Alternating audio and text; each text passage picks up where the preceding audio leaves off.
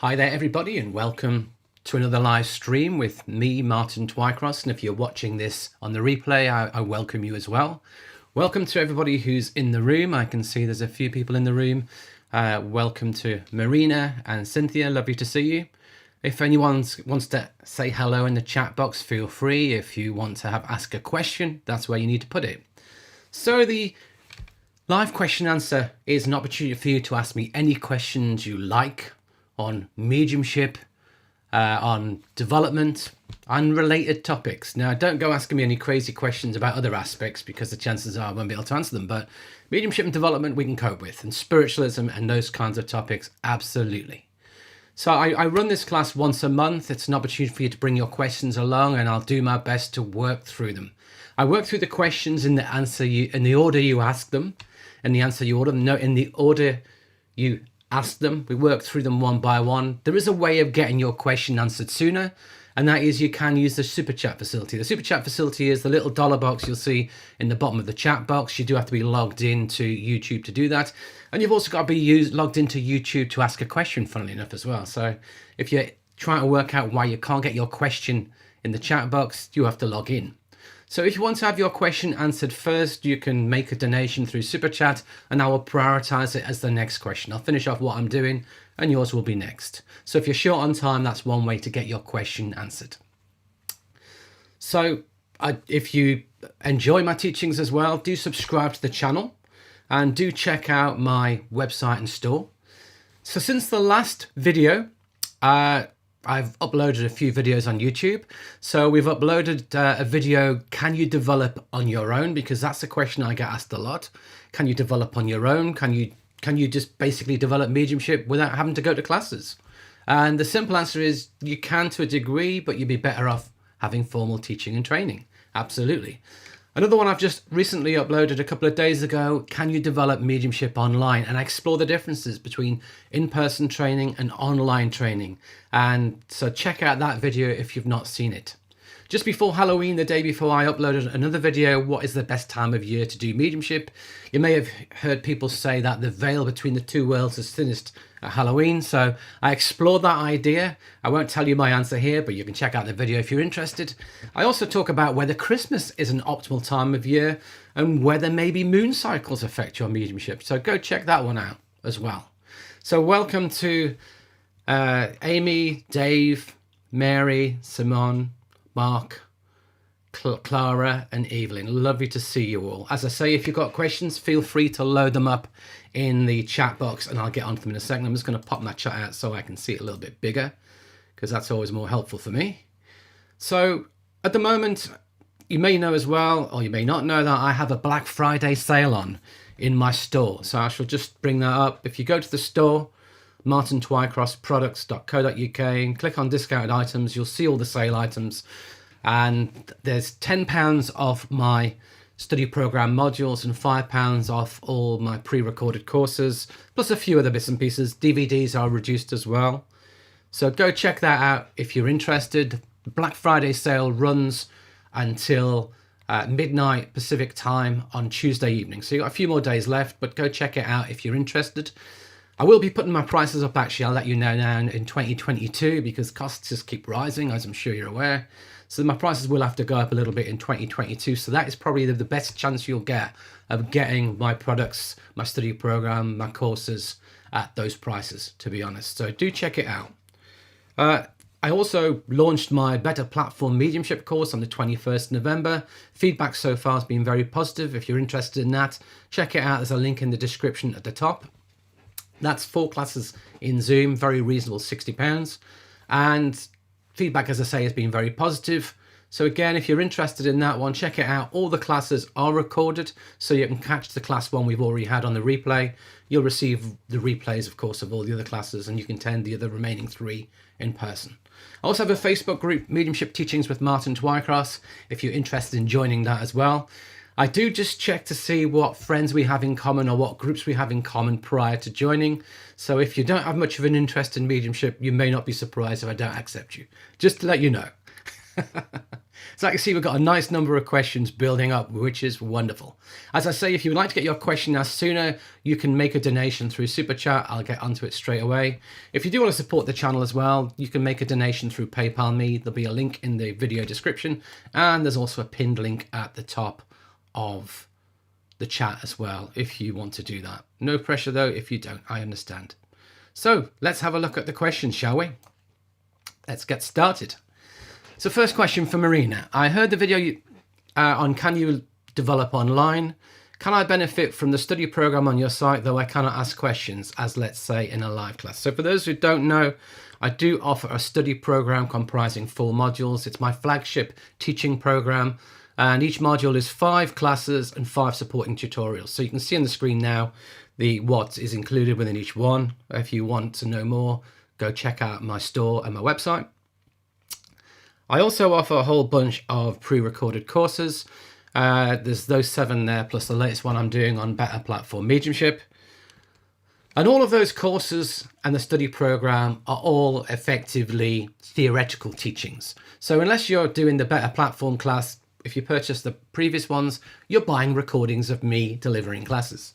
Now, with teaching mediumship, I'll show you this little diagram here that I've created. I said there's 3 elements. There's theory, there's practice, there's self-development. Those are the 3 elements of developing mediumship. And in the early stages, you need to know the theory to know what you're doing. Then you need to put theory into practice. And then in the long run, self-development will take you a long way. So in the early stages, theory is key. And I kind of, if you like, specialize on teaching mediumship theory. There are numerous ways of getting practice. Many teachers offer practice both in person and online. And it's easier for you to get practice locally or to get practice with the teacher of your choice, depending upon the level you're at. Some teachers' teachings may be more applicable to intermediate or advanced. Other teachers' teaching may be more suitable for beginners. I generally don't teach beginners a great deal, to be honest. I leave that to other people. So check out other people's, check out other teachers if you want to get online practice. But for me, what I kind of specialize in my teachings is the theoretical teachings. Now, theoretical teachings doesn't matter whether it's delivered through a video, doesn't matter whether it's delivered through a YouTube video, it doesn't matter whether it's delivered in person through an online presentation or a recording of that presentation. You'll still get the same information. Absolutely. So absolutely, I didn't talk about that a great deal in my video on can you learn online, because absolutely you can learn the theory online, and you can also learn the theory through books as well, not just videos and courses. There's books out there you can learn from as well.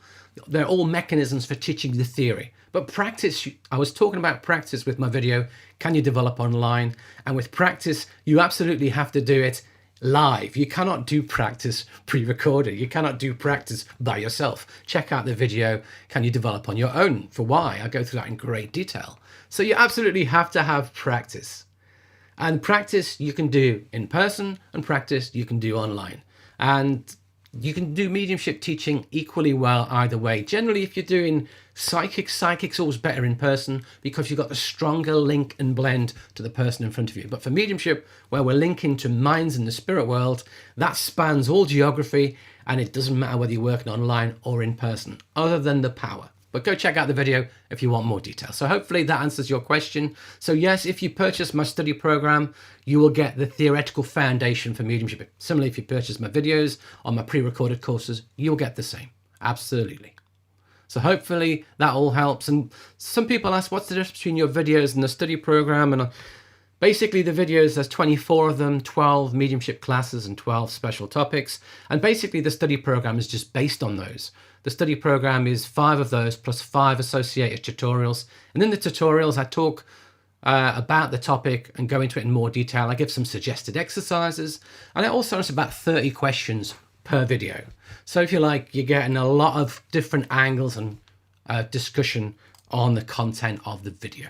So that's the idea. The study program takes those 24 videos, it uses 20 of them, and it goes into much more depth than I deliver. So hopefully that all makes sense. At least I hope so anyway. Let's move on to the next question.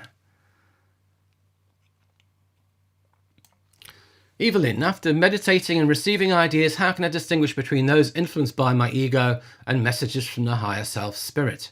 So what you're discussing here is inspirational working, where we open inspirationally to receive the thoughts of spirit, to receive the thoughts of our guides. We can also work inspirationally with our own soul, our higher self.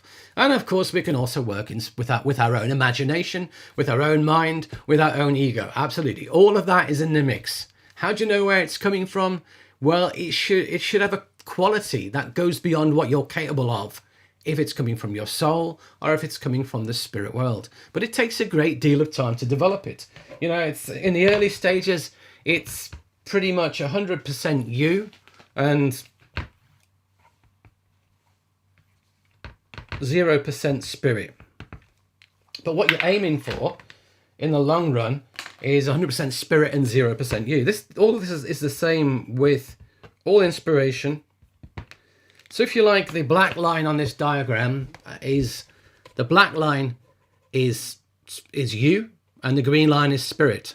Now this point here, where am I? Here, that one. That's the starting point. I should have pointed that out. So that's how you progress. So you try to no, hang on, we're going the wrong way around. This side. I must draw a little axis on it, and then we would be fine, wouldn't we? Here you go. Let's try and make it easier for myself, because I can see it in reverse on the screen, you see. It's confusing the heck out of me. So we start from the corner here, this corner here.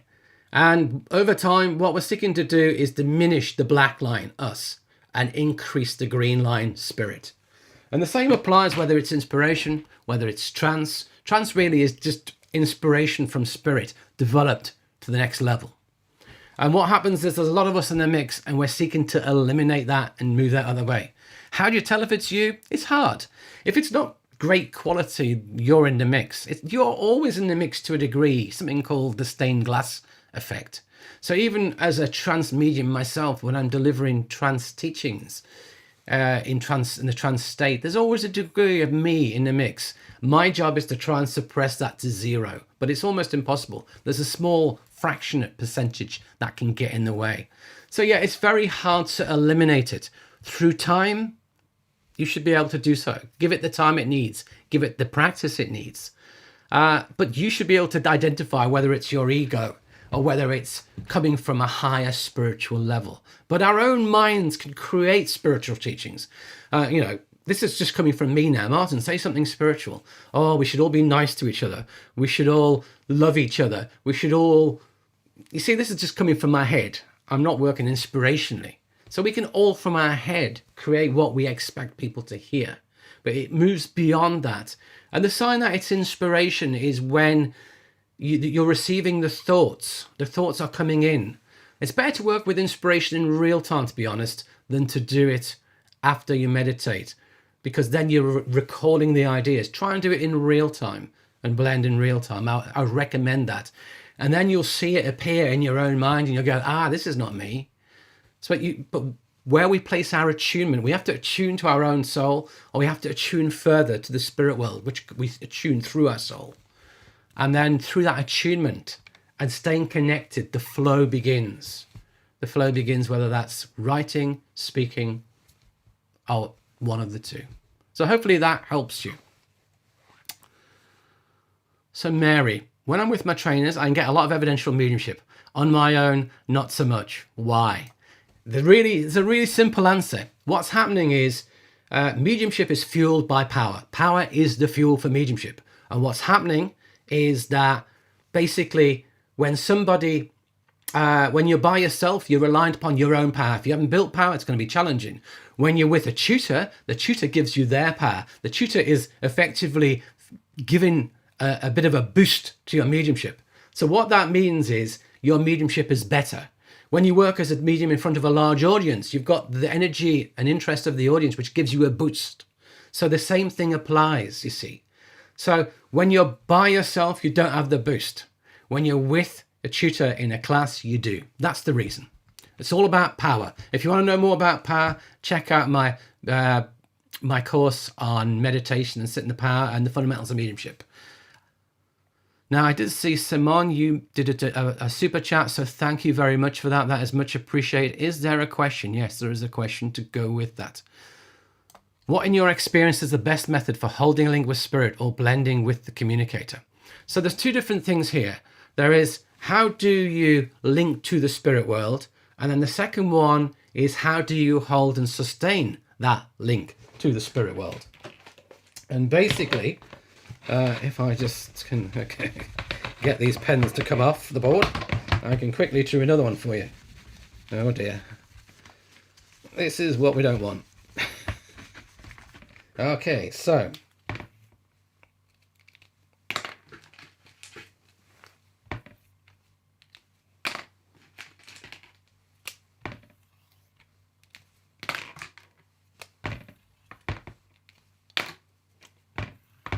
hopefully this may make sense to you. Sadly, the pen hasn't come off particularly well. So here in this diagram, so we are coming yet again from this bottom corner here. That line is the spirit world. That line is the earth. As a medium, we move our minds to blend with the spirit world. You can see the red line, the person's failed to hit the spirit world. They've not blended with it. You can see the blue line, the person's hit the spirit world, stayed there for a little bit, but fallen out of it. And then the green line is the ideal, where we blend with the spirit world, we stay there. So the red line is an inexperienced person who doesn't really know how to connect. They try and get to the spirit world and fail. Or they're getting a little bit, but not much. Then we got the green, then we got the blue line, somebody who knows how to connect, they get to the spirit world, but they haven't got the power to remain there, so it falls out fairly quickly. They can work for a couple of minutes, but then it falls away.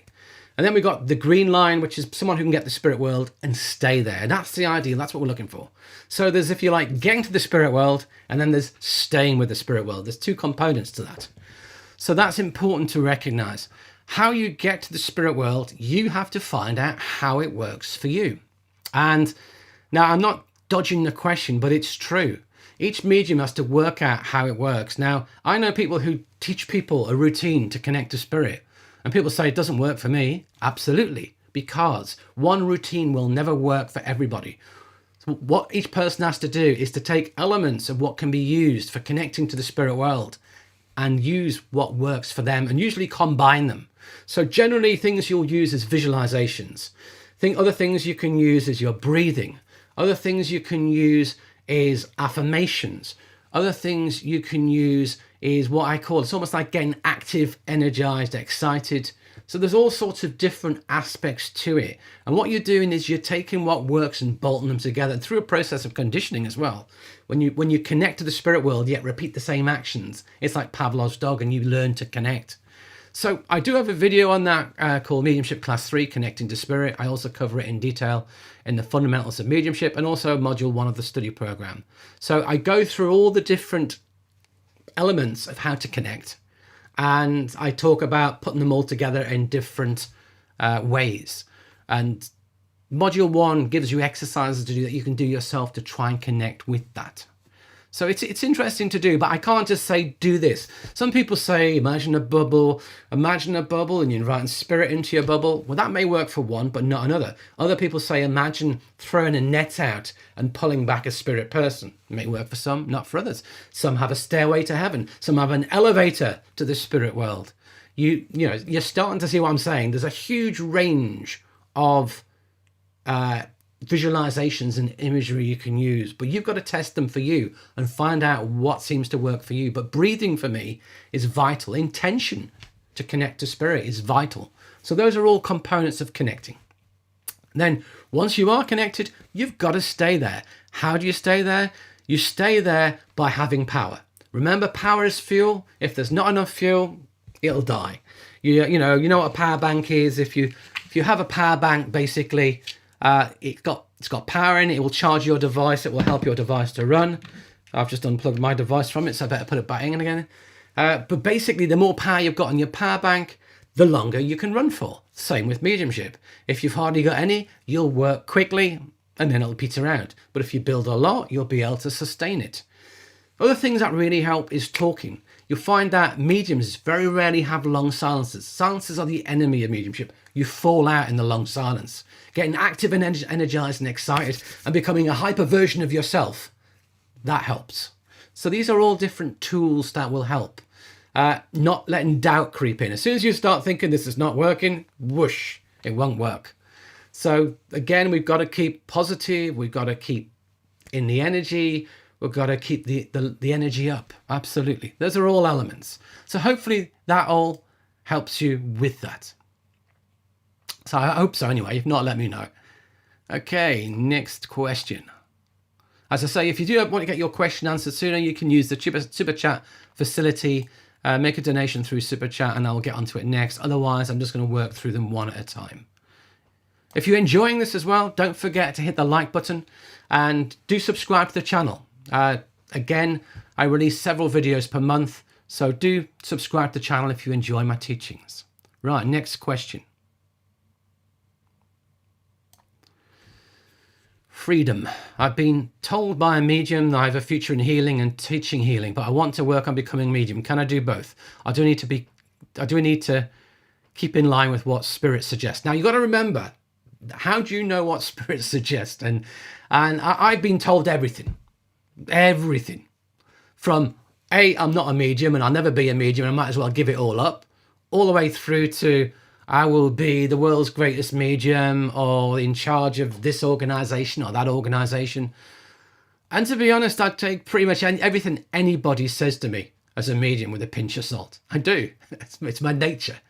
I've been told so much BS, so much fluff that, don't believe it. And I don't want to take away what this person has said to you, but I also want to explain to you what I've seen with other mediums as well.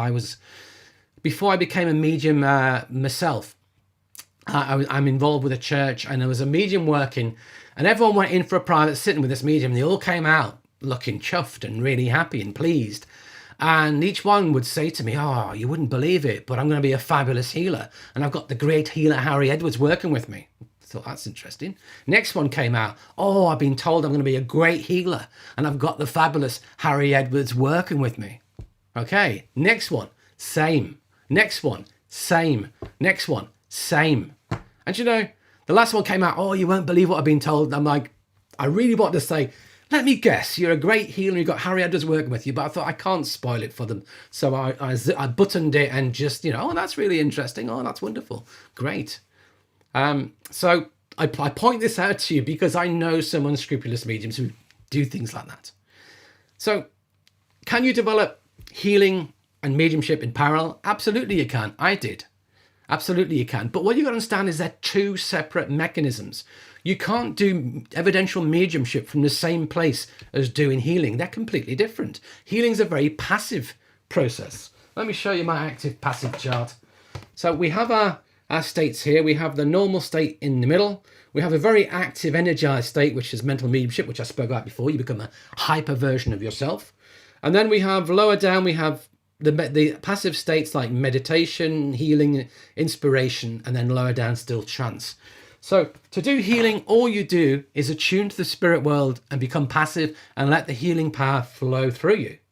To do evidential mediumship, you've got to move your mind to the spirit world and stay there and become active and energized and make that connection, get that ignition where you connect to spirit and sustain it with your power, your fuel. You don't need power to do mediumship, to do healing. You don't need power. You're just creating a state of attunement and that's all you need. And we surrender and let the energy from spirit flow through us.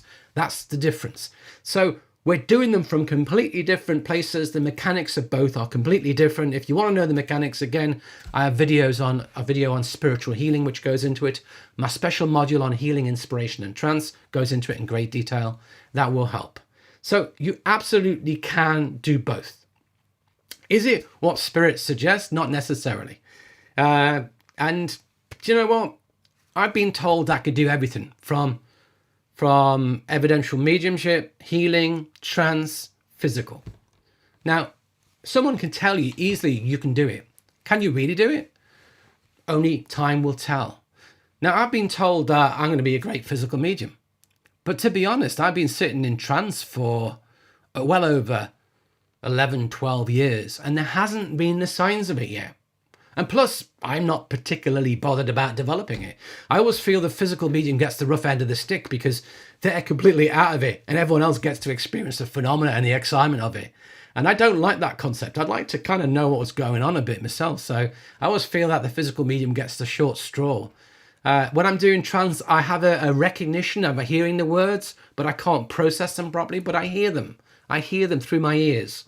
But I kind of know what's being said, but I'm not in control. I prefer that. So I'm a medium who doesn't like to give over total control. So maybe physical mediumship would never be for me. But the point I'm trying to make is that no matter if somebody tells you you have an ability, the ability really has to be there with you, and you've got to give it the time, dedication, and effort to unfold it, which takes a great deal of time. It's not just an instant. Nothing develops in an instant that's worth having. Absolutely. So I don't want to spoil what any mediums have ever has told you. And I believe everybody can do healing. Everybody. So healing is not a gift given to a few. No, everybody can do healing. If you've got love and compassion within you, you can do healing. But you've got to give it the time and effort to develop it. Absolutely. So, and also I would say as well, developing healing will help your mediumship. It will. It will teach you humility. It will teach you the need to serve other people. Sometimes I know a lot of mediums who don't want to do any of that. They just want to be the glory of the person at the front making the links. And that's the ego, you see. The soul wants to serve in whatever capacity. So I recommend that all mediums develop healing. I do recommend that. So hopefully that helps. Okay, next question. Mark, during trance, how do I know I'm blended enough to start speaking? Very good question. Very good question.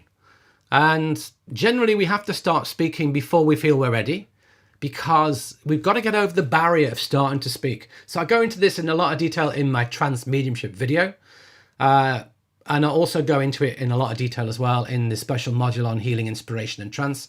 But ultimately, we need to blend with spirit. We need to allow that closeness develop.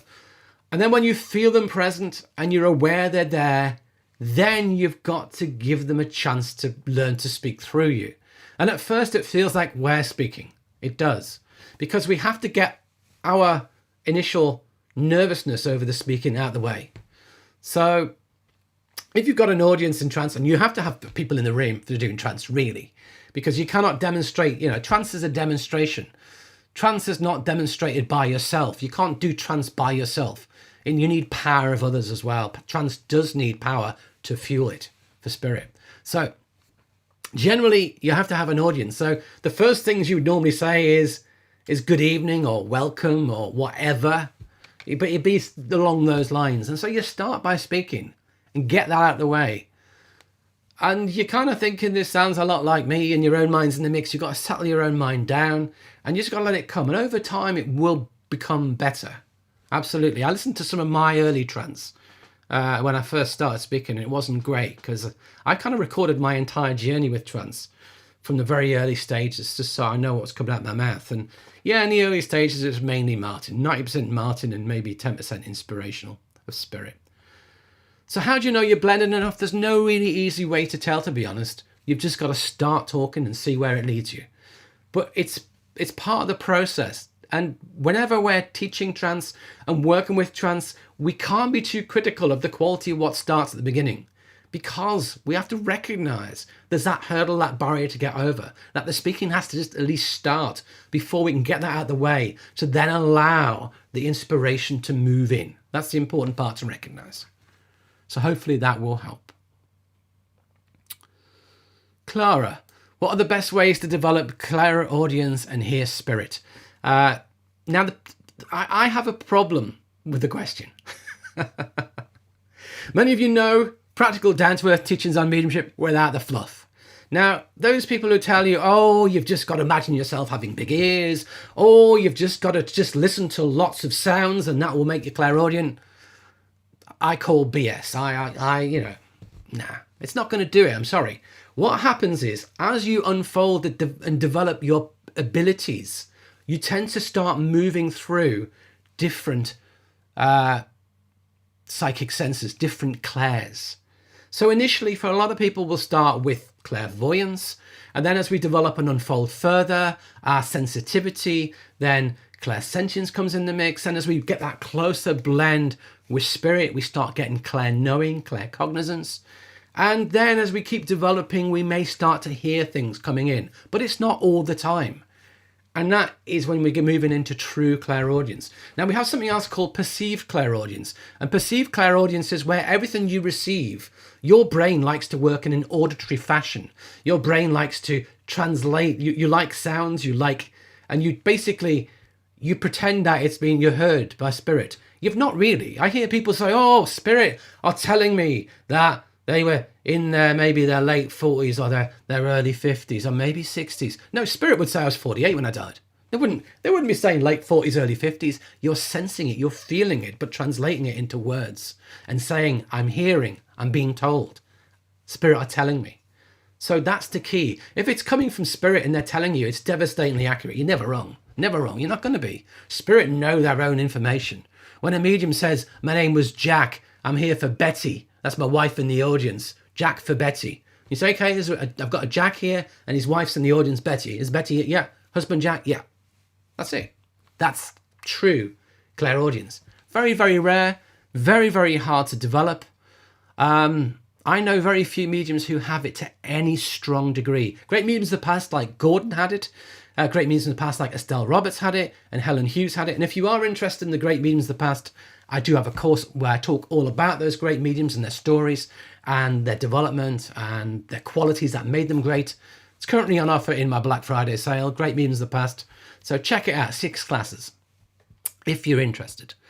But again, it's there. It unfolds naturally when the time is right. When we create the conditions needed for our mediumship, it will unfold. So me telling you an exercise, go away and do this exercise. And guess what? It will make you a medium. No, it won't. It won't. So I would feel like a charlatan, a cheat, if I was to give you that. That's the truth. So I can't give you exercises to become clairaudient. Quite simply, the best exercise I can give you is to sit for spirit. The best exercise I can give you is to send those thoughts for your spirit team, that's what you'd like to develop. But the best exercise I can give you is to learn to deepen and blend and improve the attunement you have with spirit and allow your own potentials to unfold, and in making the conditions within you, spiritualizing self to allow the potentials to unfold, then I believe if the ability is there, if the gift is there, it will surface and it will develop. So I'm afraid there is no exercise, no shortcut. That is the way. That is the mechanism. So Dave, thank you very much for the super chat. I can see you've got a question. Oh no, it's just a comment. Thank you, Martin. I wouldn't be where I am if it weren't for your teachings and insight. That is very kind of you, Dave. Much appreciated. Thank you. And Vanessa, you've done a super chat as well. Thank you very much. I sometimes hear that things happen right after of phrases that people say just after I hear it. Is it what we call intuition or psychic abilities? I'm not sure what your question is, if you'd like to type that out for me again, because I'm not sure what you mean. I sometimes hear things that happen right after of phrases that people just say just after I hear. I'm not quite sure what you mean by that. Well, I guess what you're saying is,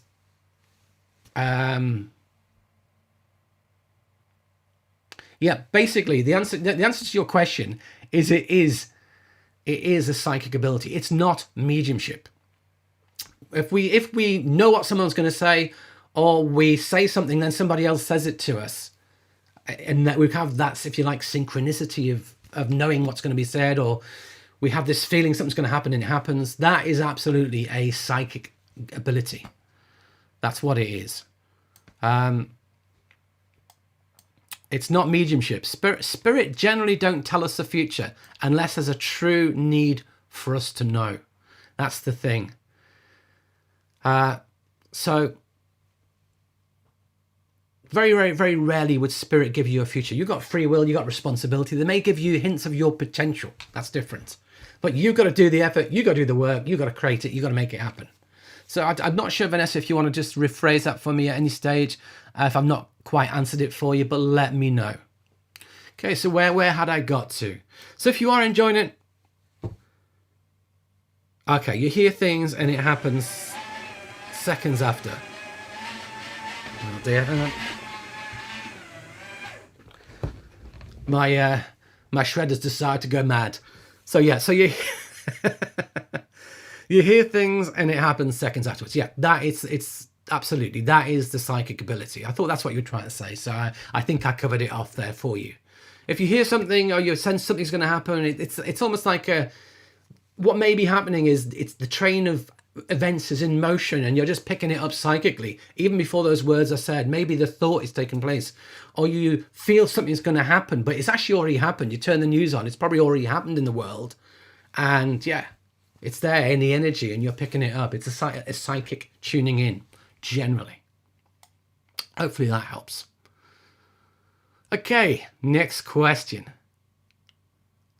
Amy, is it usual when beginning sitting in the power meditation that I get emotional when I hear you to tell us to blend with spirit? Now, there is nothing usual in experiences with sitting in the power. Do check out my Sitting in the Power series. There are four classes I go through: why sit, how to sit, common beginners problems, and then common intermediate problems. That's the sort of 4 videos. They've got different titles, but that's the gist of it. And in the 4th class, people always say to me, I get this, is it normal, is it usual? And I always make the point that there is nothing. Every experience somebody else has probably had as well, but what we get is unique to us. Remember, you're unique.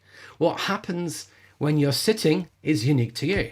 Now, maybe you're meant to be doing this work, and your soul knows that you're meant to be doing this work. And when you're given the suggestion or the instruction to blend with spirit, your soul gets emotional because, yes, we're doing what we're meant to be doing. Or there's something about this work that is making you emotional. It's within your makeup. So is it common that we can get an emotional reaction when blending with spirit? Yeah, it is actually. Most people, when they first start or at some stage in their sitting, they will experience that profound emotion when they connect to spirit. So that it is normal, it is usual. But what I'm trying to say is if you don't get that, you're not abnormal. It's just that there's such a huge array of experiences you can get that I can't tell you what you should get. That's what I'm trying to say is. But generally, it's not unusual. Absolutely. So yeah. But why is it happening? I cannot tell you. But what you can do is you can sit with your soul and ask the question of your soul and allow the answer to come from within. I believe all the answers are within. Go within. Go to the heart. Go within. Get that answer. Okay, next question.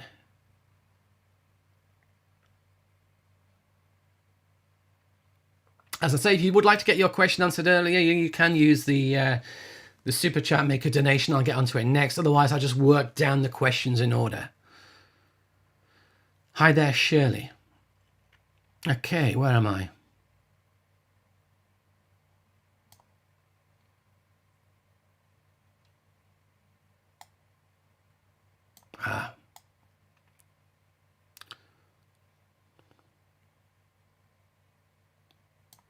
Mark, should I personally know my guides before any type of mediumship work, or is that something that will come over time? No, you shouldn't know your guides at all. When we're doing mediumship, you have a team of people who work behind the scenes to make it happen. And it's not always the same people. But mediumship is not created by one guide in the spirit world. Mediumship, evidential mediumship, platform mediumship, there'll be your main guide who understands your mind, who's got to know your mind, and other guides similar who will have an understanding of you. But there'll be other people in the spirit who help for that demonstration or that sitting, who are helping to brief the spirit person on how to work, brief the spirit person on how mediumship works. They have to be trained a little bit like we do too. We have to be trained to do mediumship. They've got to be trained to help link with us as well. So should we know who our team is? No. Do I know who all my guides are? No. Have I been doing mediumship for a while? 20 years. Have I been doing trance and a lot of them have spoke? Yes. Can I tell who's who? Not always, no. So do you need to? The answer is no, you don't. All you need to do is to feel the different energies. If they're working with you for a reason, You know that, and you feel the energy, and they're there. I don't have any of the names of my guides, and to be honest, I don't really want the names. It's not important. They often say that their names are not important. Judge us by what we say, judge us by the energy we bring. Names are not important. Important to recognize that. So no, you do not need to know your guides. And the problem is with guides and helpers, people often seem to think that we ought to know our guides and helpers. It's so important, but it's not. And, people do strange little meditations, like go and have a little meditation, sit on a park bench, and your guide will come along and you'll get to see them, talk to them, and you know everything about them. It's never worked for me. What happens then is the imagination, the imagination creates it, throwing my glasses away. The imagination is what's creating it. I would far rather you give it the time through just natural blending, that relationship will develop with time. But you don't need to know their name. You don't need to know an archetype. You don't need to know if they're an ancient Egyptian, a Zulu, an Aborigine. Doesn't matter. Native American, doesn't matter. And often what happens is we make the guide fit the box or the little persona we want or the archetype we want. You don't need to do it. I don't know who my guides are. They don't tell me. They just work with me. And we achieve what we need to achieve. And that's the acid test, really. So hopefully that helps you. Amy, I get clairaudience, snatches of information as a beginner. Any suggestions for developing my clairvoyance? Again, as I said earlier on, what tends to happen is the clairs tend to unfold as we develop. That's what tends to happen. So it's not unusual. So again, it's hard to say to people, do this exercise to develop your clairvoyance. The general exercise that everyone will tell you, which again, I'm afraid I don't get excited about, is meditate on your third eye and it will unfold the ability of clairvoyance. Meditate on the throat and it will unfold clairaudience. Meditate on the heart center and it will unfold clairsentience. Nah. I've tried, doesn't work for me. Your mileage may vary. Maybe it does work for you, but it doesn't work for me. So again, I would feel a fraud telling you to do that, because if it doesn't work, why would I tell you? You can do exercises to help visualize things within your mind, do guided visualizations, which take you on a journey. And you have to visualize lots of things. And that helps at least you learn to visualize. But some people cannot visualize. A small percentage of the population, 5-10%, have no ability to visualize. If you're one of them, you're not going to get it. But it doesn't stop you doing mediumship, because you can sense spirit and you can have a knowing, and mediumship will work equally well. So yeah, mediumship works through all of the senses functioning together in parallel, just as we interpret this world through it all together.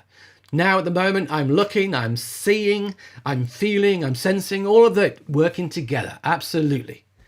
So it's the same with our mediumship. So don't be in a hurry to try and separate them into boxes and isolate them and develop each one in a hurry too much. Because what you need to do is just what I said earlier in relation to clairaudience, is do the development, sit for spirit, sit to unfold the abilities, do the development. And as you develop, the clairs naturally unfold at the right times. Yeah, we can try and help them along a little bit. I get that. But we can isolate the clairs. We can try working solely with the clairs. We can try rotating clairs. Feel something, see something, hear something, know something. We can try and rotate through them. But if you haven't got that ability working, it's not going to work as well for you. But if the ability's there, you may then see it's there when you didn't realize it was there. And when you start analyzing how you work and how you receive information, which is a very good exercise, I highly recommend, you get something and you have to say how you got it. I sense this lady is your mum. I'm getting a feeling of mum coming through. Oh, I'm seeing my own mum. This must be your mum. So we kind of like, if you like, we discuss why we're getting it to try and understand. But that shows us as well how we're working. That's what I recommend as a good tool. So I can see there's a super chat there from Catherine. This is greatly appreciated. Thank you for your teachings. You've helped me work through a lot of confusion with clairvoyance and mediumship in such a short space of time. My pleasure, Catherine. And that's what I hope with my teachings. I keep it down to earth. I keep it grounded. I keep it real. We try and keep the fluff out, the BS out, and we just try and make it real. And with the hope of getting better results. There's such a lot to navigate through. But then again, what I say may not be relevant to you. It may not resonate with you. It may not be ideal for you. I may not be the teacher that you need. So I am for some people, but maybe I'm not for others. Go with what resonates with you. If what I say doesn't fit your experience, doesn't fit you, feel free to let it go. Absolutely. So if you're enjoying the video, do remember to hit the like button. If you like my teachings, do subscribe to the channel. If you would like to support the channel, you can do a donation through PayPal me. There's a link at the top of the description. You can also do a super chat. All donations are gratefully received, and thanks to those who've made donations. I do appreciate it. Also, do check out my Black Friday sale on my website, martintwycrossproducts.co.uk. As I say, there's discounts on the study program modules and pre-recorded courses. The best prices you'll get, because next year prices will be going up. Do check it out. Sale ends midnight Pacific time on Tuesday evening. Okay, next question.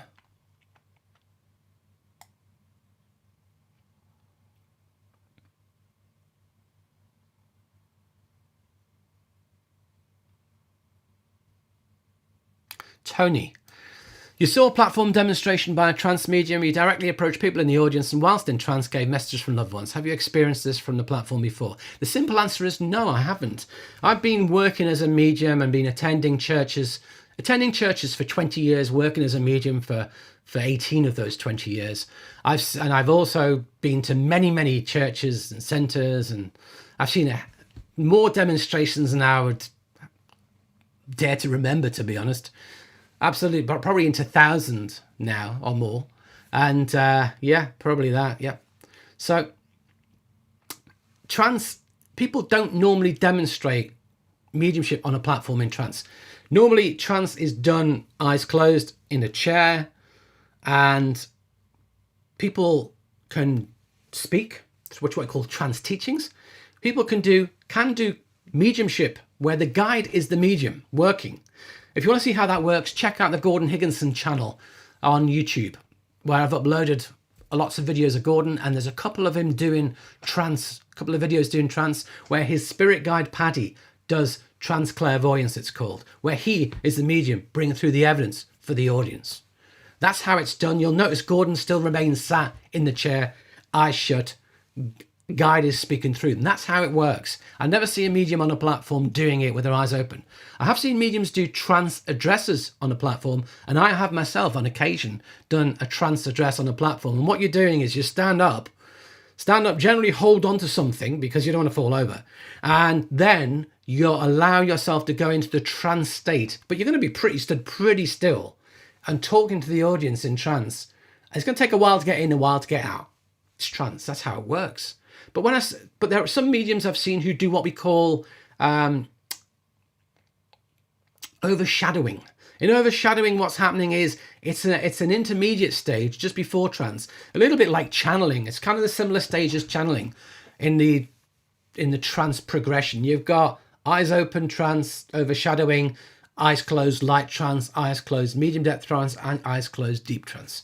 That's kind of the progression. I put channeling up the top there in a very light trance state if their eyes are closed. If their eyes are open, it's more of an overshadowing.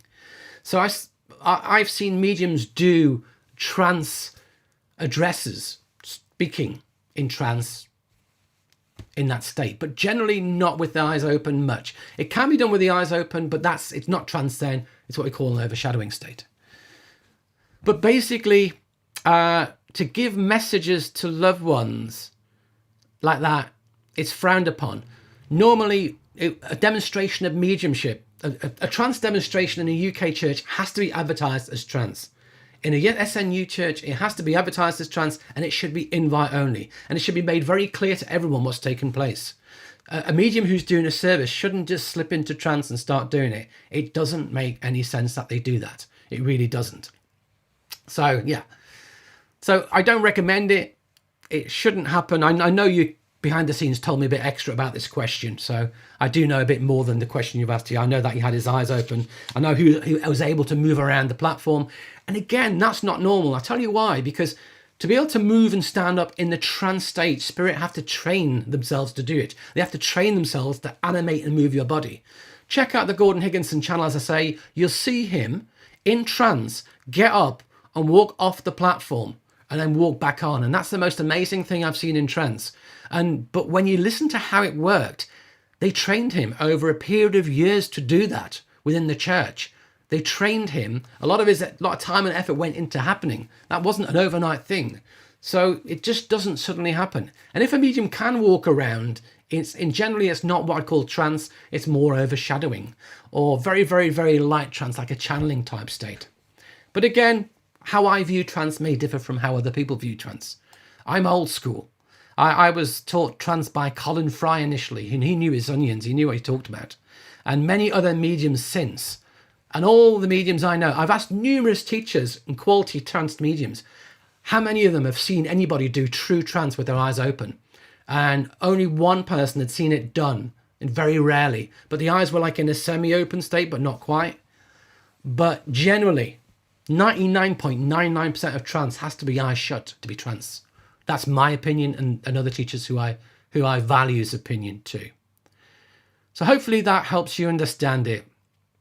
And so I'm not sure what you were witnessing was trance, but it doesn't make sense neither. Now, the acid test of trance is the quality of what's coming through better than the medium can do with their eyes open?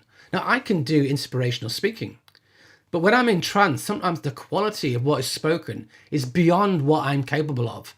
The knowledge I bring through goes beyond my existing knowledge. Sometimes the guides will say something, and I will have to then go and Google it. I'll listen back to what they say and say, are they right? They said the population is X, and I'll go and Google it, and they're generally right. It's like, blimey, they know more than I know. Blimey, I'm impressed.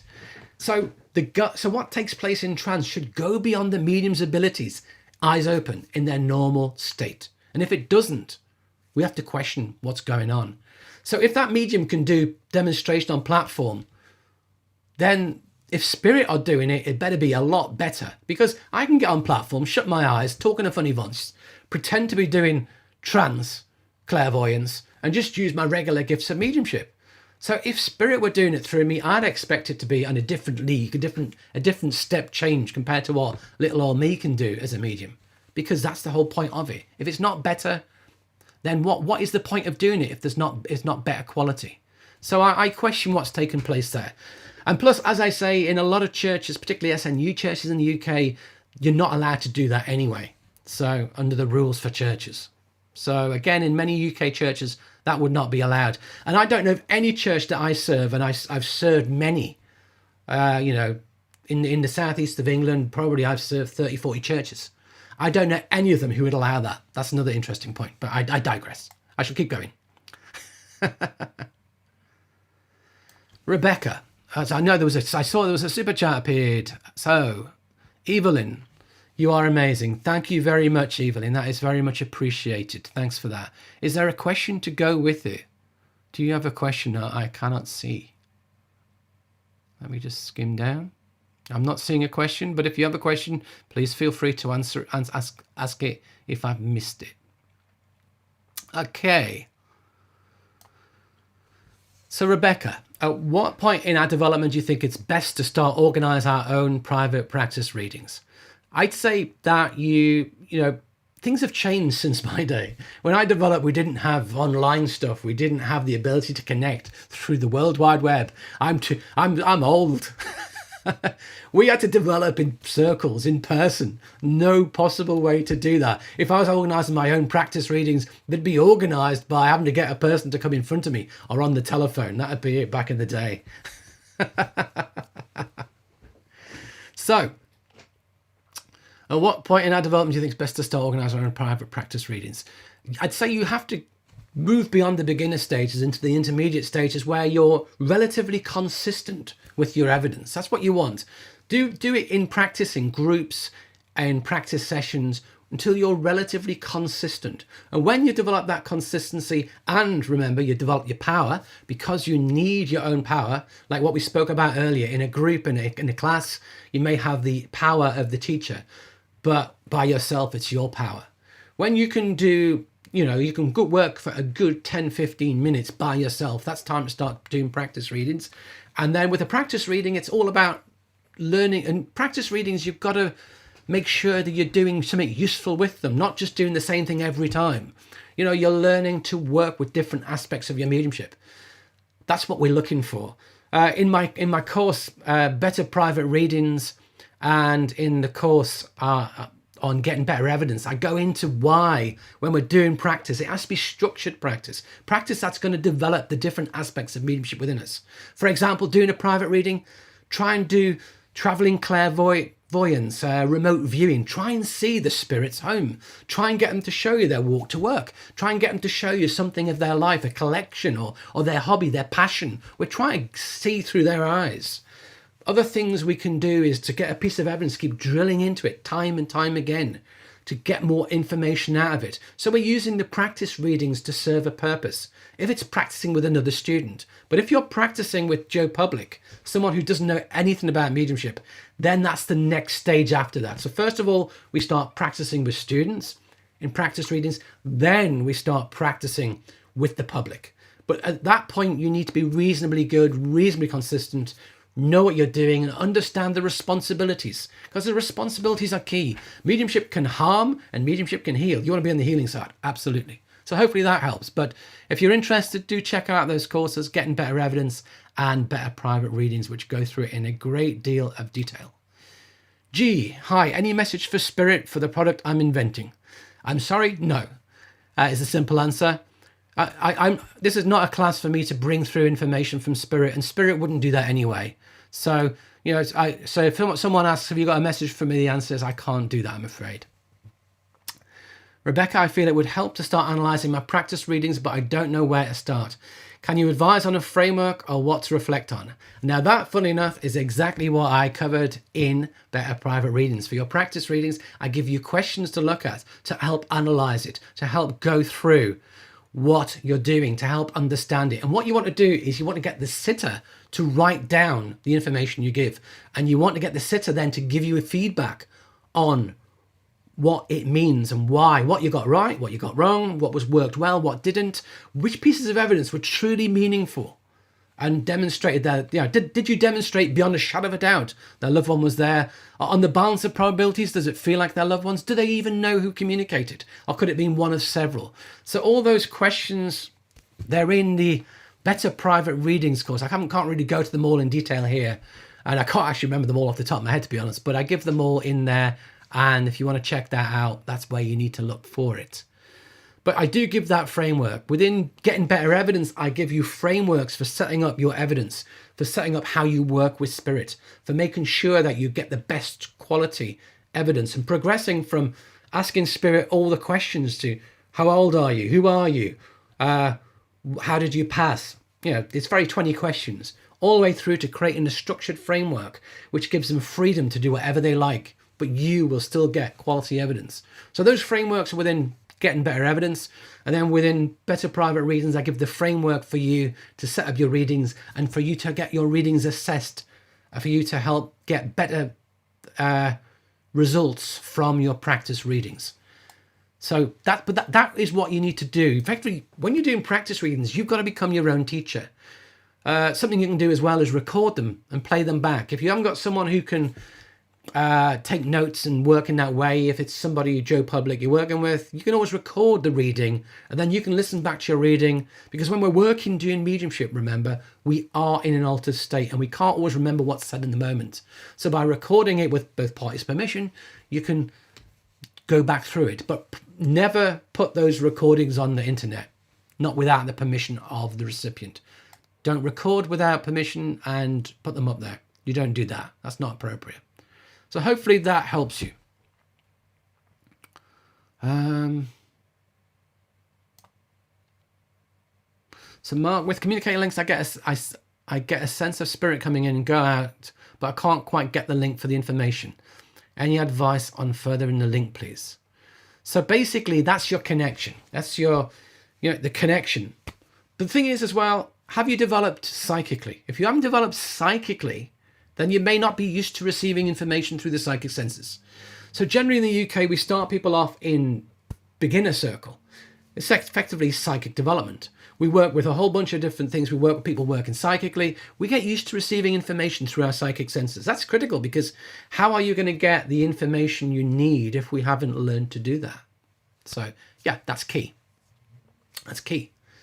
So we have to develop a little bit like that. And then when we're doing mediumship, we learn to blend with spirit. We blend with spirit. We become aware of them. You should know straight away, is it a man or a woman? So you can give that. And then you feel into the energy. How old are you? And we're trying to get a feeling, or an age, or, you know, and might see it written, 30s, might feel it, might have a sense of it, and we give it. And that's what happens. But you've got to be connected. If you are the person, the red line here, you're not really connecting into spirit. You may feel spirit there, you may feel spirit go, but you're not connected in and blended in to the point of connection where the information will float to you. So that's the ignition, getting connected. That's the mechanisms of connecting with spirit, which I cover in Mediumship Class 3 video, or the fundamentals of mediumship, how to do that. And then what I spoke about earlier on this class on how to hold the link. So that's what you need. But it's hard to tell you how to do it, because you're either connected, information flows, or you're not. But if you've not developed the psychic senses, the information, you won't feel it, you won't receive it quite so easily. So hopefully that may give you some clues, some areas to look for. But basically just learn to work with it. Keep working with it. Experience, practice will get you there. Shirley, greetings from Beaver Lodge, Alberta, Canada. That sounds a wonderful place. Lovely to have you here. Mark, what are the signs of being able to do psychical mediumship? Now, psychical mediumship is a term I would never ever use, because the psychic is different from mediumship. I know some people call themselves a psychic medium, but all mediums are psychic by definition, because mediumship uses the psychic senses. So I would either talk about evidential mediumship or the psychic, but I wouldn't confuse the two. So, but what are the signs of being able to do it? And again, this is an area where people say, can you do a video on what are the 10 signs that you're a psychic medium? And you know what? It's not that easy to do. I've got a video coming out soon, actually. My next video is who can be a medium. Because we all have what I call an innate potential and a surface potential. An innate potential is what we have to unfold through development. The development process unfolds it. The surface potential is what's there initially. You may be aware of spirit. You may be able to naturally receive information from the spirit world. But there aren't particularly signs. If if you feel you're aware of spirit, that's a sign. But people say, oh, you see a robin and it means spirit's around. No, hang on a minute. No. I'm a bird watcher. I know all about different birds, and robins are very tame, very common. A lot of people see them. Someone has seen a butterfly, means spirits around you. No, it's not quite the case. I'm not gonna go with that. No. So again, the signs of psychic ability. But we all have psychic ability to varying degrees. We all have mediumship to varying degrees. But how much you've got, you'll only find through developing it. So it's hard for me to tell you what the signs are. What are the signs of being psychic? You may have knowings. You may have, you may think about things. May think about someone, they ring you.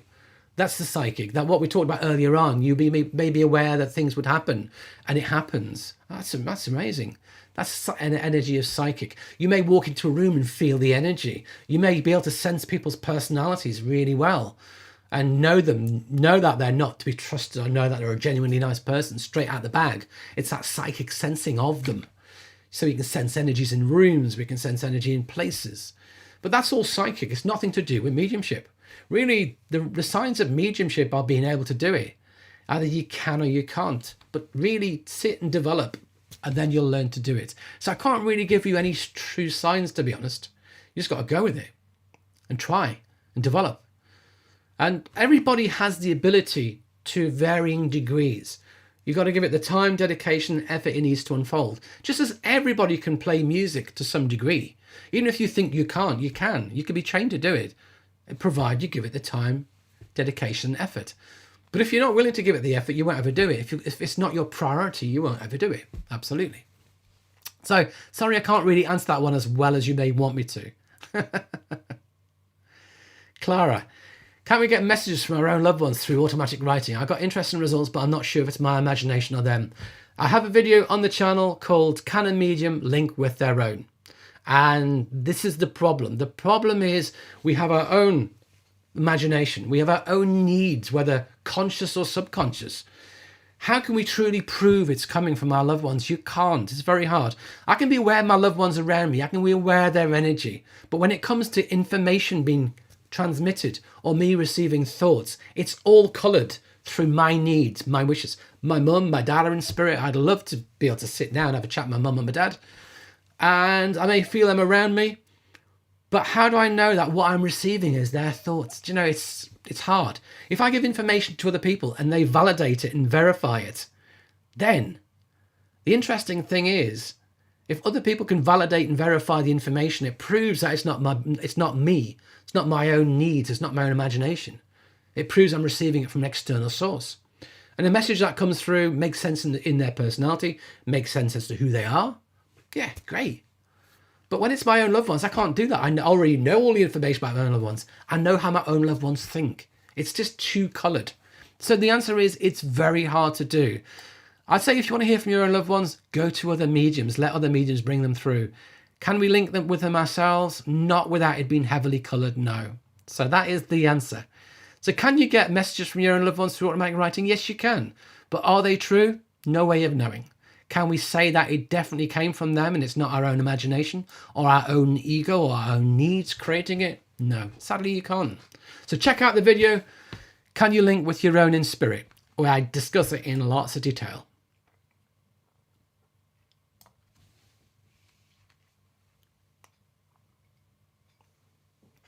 So I've experienced saying things without being aware of why I said them.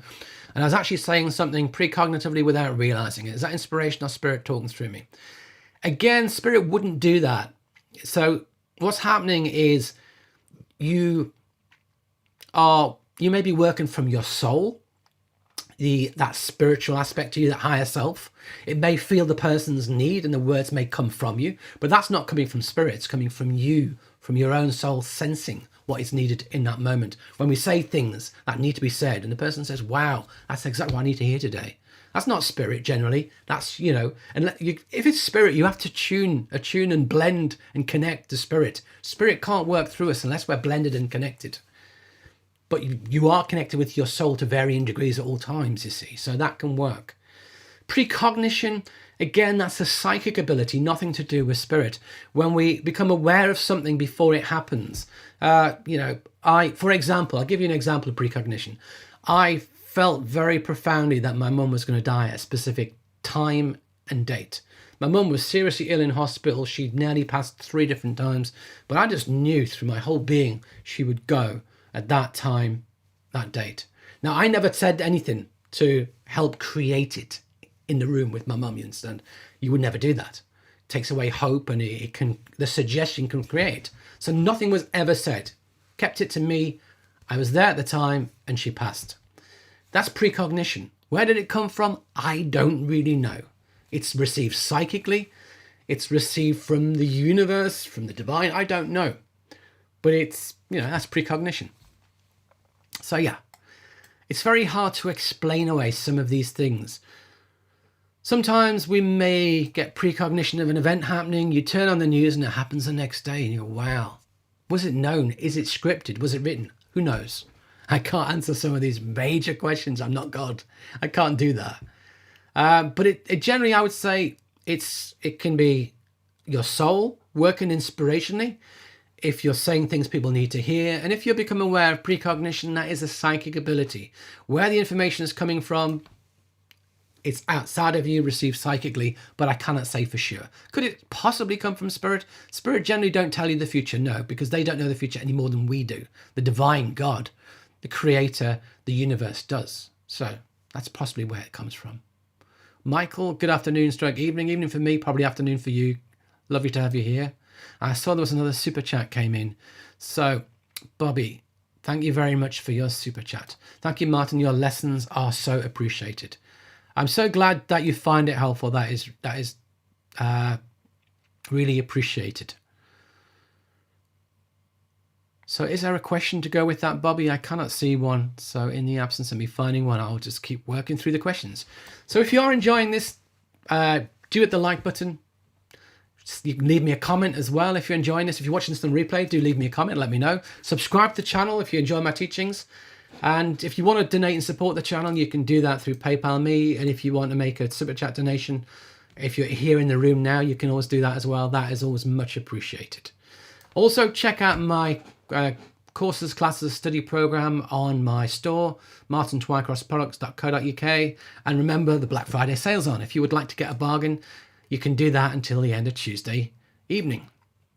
Okay, let's see where we are. Marina, excellent explanation of clairaudience. I'm aware I am that way and I didn't purposely try to develop it. Yeah, the thing is, you know, some people are what I call perceived clairaudience by nature. And I can see it straight away when I see them work. And I can point out to them that it's just the way your mind works. Absolutely. Absolutely. But I don't really hear anybody else teaching that. Because I trained as a hypnotherapist and because I did a lot of NLP training, the NLP model of how the mind works, the representational systems, we have visual, auditory, kinesthetic, and I realized that this explained a great deal in mediumship. So I moved and blended the two models together. And that's why I have this idea of perceived clairaudience. It came from my hypnotherapy and NLP teaching background. Okay. Simon, wait, hearing the communicator is trance mediumship because I do that, but it's very subtle. I sometimes struggle to convey what they're saying. No, hearing the communicator is clairaudience. It's nothing to do with trance. Trance is generally where the medium becomes incredibly passive and spirit blend with us to work through us. Generally to share teachings, but they can also do healing through us. They can do trance clairvoyance, which is mediumship through us, but very rare. That doesn't happen very often. Generally, it's teachings that come through us, trance teachings. That's trance. So hearing spirit has got nothing whatsoever to do with trance. I'm sorry if you got that, if you misheard that in some way. So hearing spirit is clairaudience, but there's two types. There's the perceived one I was just talking about, which is where your mind converts information received into words. Spirit aren't truly speaking to you, but your mind converts things into words. When I hear spirit saying to, when I hear, a medium say something along the lines of, he tells me that he had a problem with his chest, something to do with the chest area. No, he would say, I've got a problem, I've got emphysema, thank you very much, in my lungs. Or he'd say, I had heart disease, or I had a heart attack. It would be very, very specific. It wouldn't be so vague. What's happening is you're sensing chest area, you're feeling chest area, but because your mind is primarily visual, primarily auditory, you like to work in words, you convert it to words. He's telling me that there's a problem in the chest area. So that is perceived clairaudience. Spirit aren't actually speaking to you. But when you hear within your ear, Charles Smith, and you say, I'm getting the name Charles Smith, does that make sense? Yes, that's his name. Devastatingly accurate, 100% accurate. That's true clairaudience.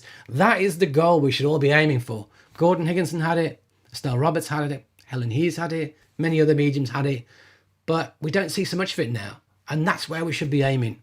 That is the quality you want, but it comes generally with time. It's the latest part of mediumship to develop, of the psychic senses. It develops at the end, but it can be the most profound. So Amy, thank you. Just answer my clairaudient question means I'm receiving processed information into an audible way, not truly clairaudient. Yes, absolutely. That's correct. Okay.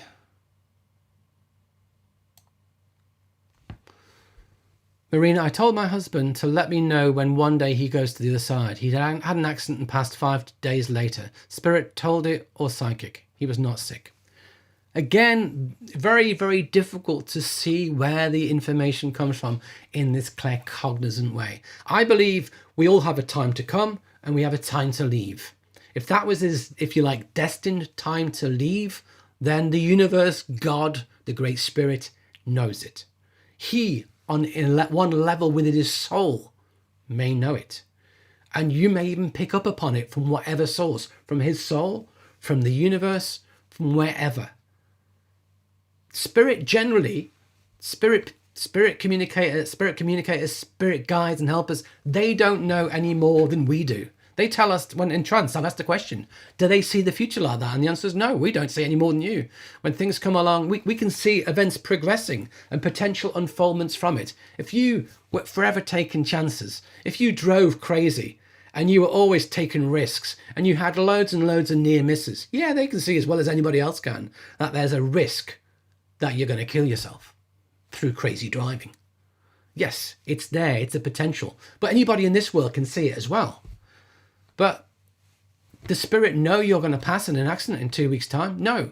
And they won't tell you that neither, because it's not for you to know in here, because that would cause you distress. Your soul may start to have an inkling of the time at which it goes. That's different. So can I explain it? No, I can't. So did it come from spirit? No. Did you get it psychically? Yes, you received it through your psychic senses. What was the source? I don't know. Could be the universe, great spirit, God. Could be, as I say, other sources. I don't know. Did you suggest it and it happened because you suggested it? No. I hear people saying, oh, I got this psychically or from spirit and I said it and then it happened. Did I create it? And it says, no, you didn't. Don't worry about it. Catherine, thank you for your teachings. You've helped me work through a lot of confusion with clairvoyance and mediumship in such a short space of time. You're very welcome. Amy, love your no nonsense, no BS way of teaching. I'm glad. I like it as well. I don't like fluff, nonsense, BS. It doesn't work for me.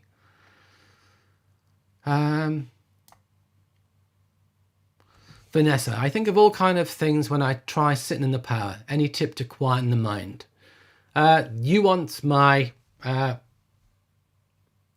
sitting in the power not working first video. I talk about this. Basically, when you're sitting in the power, you've got to learn to quell and calm the monkey mind. You know, when thoughts come in, you let them go. You're not trying to think of anything. What you're trying to do when you blend with the spirit world, you're just trying to create the blend through we use the breathing as the anchor. We use our breathing as to make the connection. With each breath, we're blending with spirit. And then you'll lose it because you'll think about something. And then we just go back to our breathing and reconnect and do it. When we're working with spirit and we lose the link, I'm demonstrating in the room or I'm doing a sitting and there's a loud bang and what's that? Okay, somebody out there in the street. Okay. And then, okay, I've now got to go back and rebuild my link and get back to where I was. So that's what we train ourselves with sitting in the power. So it may take some people a lot more time to calm down, to let go of those thoughts, but you have to. It's like buses. You see it come, oh, there's a thought. Well, I'm not going to engage with you, off you go again. And here comes another thought. Nope, not going to engage with you, off you go again. You think about, oh, did I put the food out for the cat? And you say, that's an interesting thought. Off you go, leave it, let it go. That's what we're doing. We're letting it go. It comes in, we're letting it go. We're training ourselves to quieten the mind. Some people's minds just throw random thoughts out a lot more than others. And we've got to learn to progress through that stage. Just go with it, but don't try and block it. Don't try and force it. Don't try and stop it. Just acknowledge it and let it go. That's the answer. So it can be done with time. But do check out that series on Sit in the Power. We'll give you a lot of clues. But the harder you try to do something, the harder it can become to stop it. So don't try and stop it. Just accept it happens and not engage. Simone, do I have a mentorship program? The answer is no, I don't. The main thing I offer is my pre-recorded courses, the live classes that I do, the live courses that I do, the current one is Better Platform Mediumship, and my study program, which is based on pre-recorded classes and my videos. My teaching is primarily theoretical. At some stage in the future, I may offer mentorship programs, but I have to be honest that I don't like the word mentorship, because I think a progressive program is better. Because for me, a mentor is somebody who is there pretty much throughout your development. You know, in my own development, I would argue I didn't have any mentors. I was not mentored by anybody. Some people will say like Gordon Higginson mentored to certain students, and other people say, oh, I'm mentored by. But for me, a mentor is somebody who's there and helps your training for a lot of the distance. So can I be a mentor to people? Probably not, no. But I can be there to help you through a specific time frame, which is what I would call a progressive program. Again, you know, there's a lot of stuff that's put out there as mentorship that for me isn't. So again, it's just getting people working with me for a period of time, helping to progress them through the various stages, and then they'll move somewhere else to somebody else or do whatever. So will I do one in the future? If I do, it will be called something like a progressive program. If I do, it would be pitched primarily at intermediates to advanced. It would never be beginners. And also, anybody I was ever to take into a progressive program, I would expect them to understand my teaching. So prerequisite would have been to have done some courses with me or to have purchased my courses so they understand my way of thinking. Because there's nothing worse than trying to teach people who've been taught by other people who've got completely crazy random ideas about how it works, because I have to completely unpick it to try and move forward. I used to do one-to-one teaching, and I stopped doing that a long time ago, because people wanted one-to-one teaching and they wanted me to shortcut things for them. And they'd say, I want you to tell me how it works. And I'd say, okay, this video here, this video here, this video here would give you it all for 30 quid. You're going to pay me more than that for a single session. And I can't give you half of that. I can't give you that 6 hours teachings condensed into a 45-minute session. It's not going to happen. Or an hour session. It's just not going to happen. And they didn't want to go away and do that and work through the material. And I realized everyone was after a shortcut. There is no shortcut in this work. You've got to do the work. Got to do the work.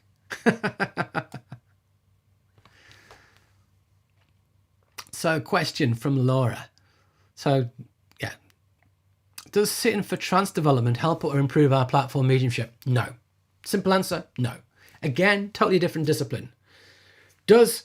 What happens is your relationship with spirit and your spirit team will be strengthened. But will it make you a better platform mediumship? No.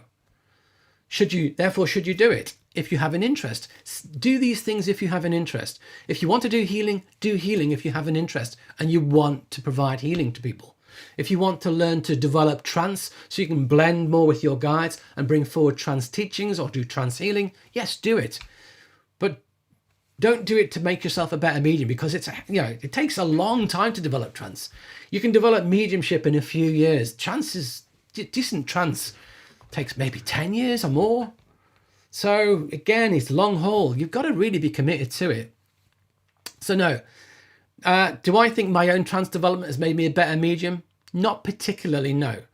But they're doing the right things like sitting for spirit, doing the right things like getting good quality teaching, that will make the biggest difference. Doing the right things like spiritual development, spiritual self-development. And I do actually have one of my courses is spiritual self-development, where I go through that in a lot of detail. Spiritual self-development, meditation, sitting for spirit. These are the practices we do in our own time that will make a lot of difference to us in the long run. As I said at the beginning, 3 aspects to development: theory, practice, self-development. Theory, you need to understand what you're supposed to do it. And many people say that what I teach them gives them the theoretical foundations to make it work. Practice, you've got to get practice doing what the theory is, how to connect to spirit. Try it. All the different ways of doing it. Keep trying, keep seeing how it works for you. Your gifts unfold as you practice it. You build power as you practice, absolutely. But self-development will make the biggest difference long term. Sitting regularly for spirit. When we sit for spirit, and I think that was another question coming in later? Maybe it's not. Maybe I think it is. Who knows? But when you sit for spirit, you create the conditions needed for the unfoldment of the potentials within you. That makes a huge difference.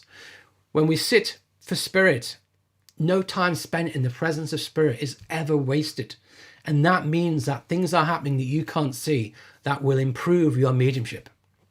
So that sitting is all you need. You don't need to go to the next stage of trying to do trance. No, just sitting for spirit is the key.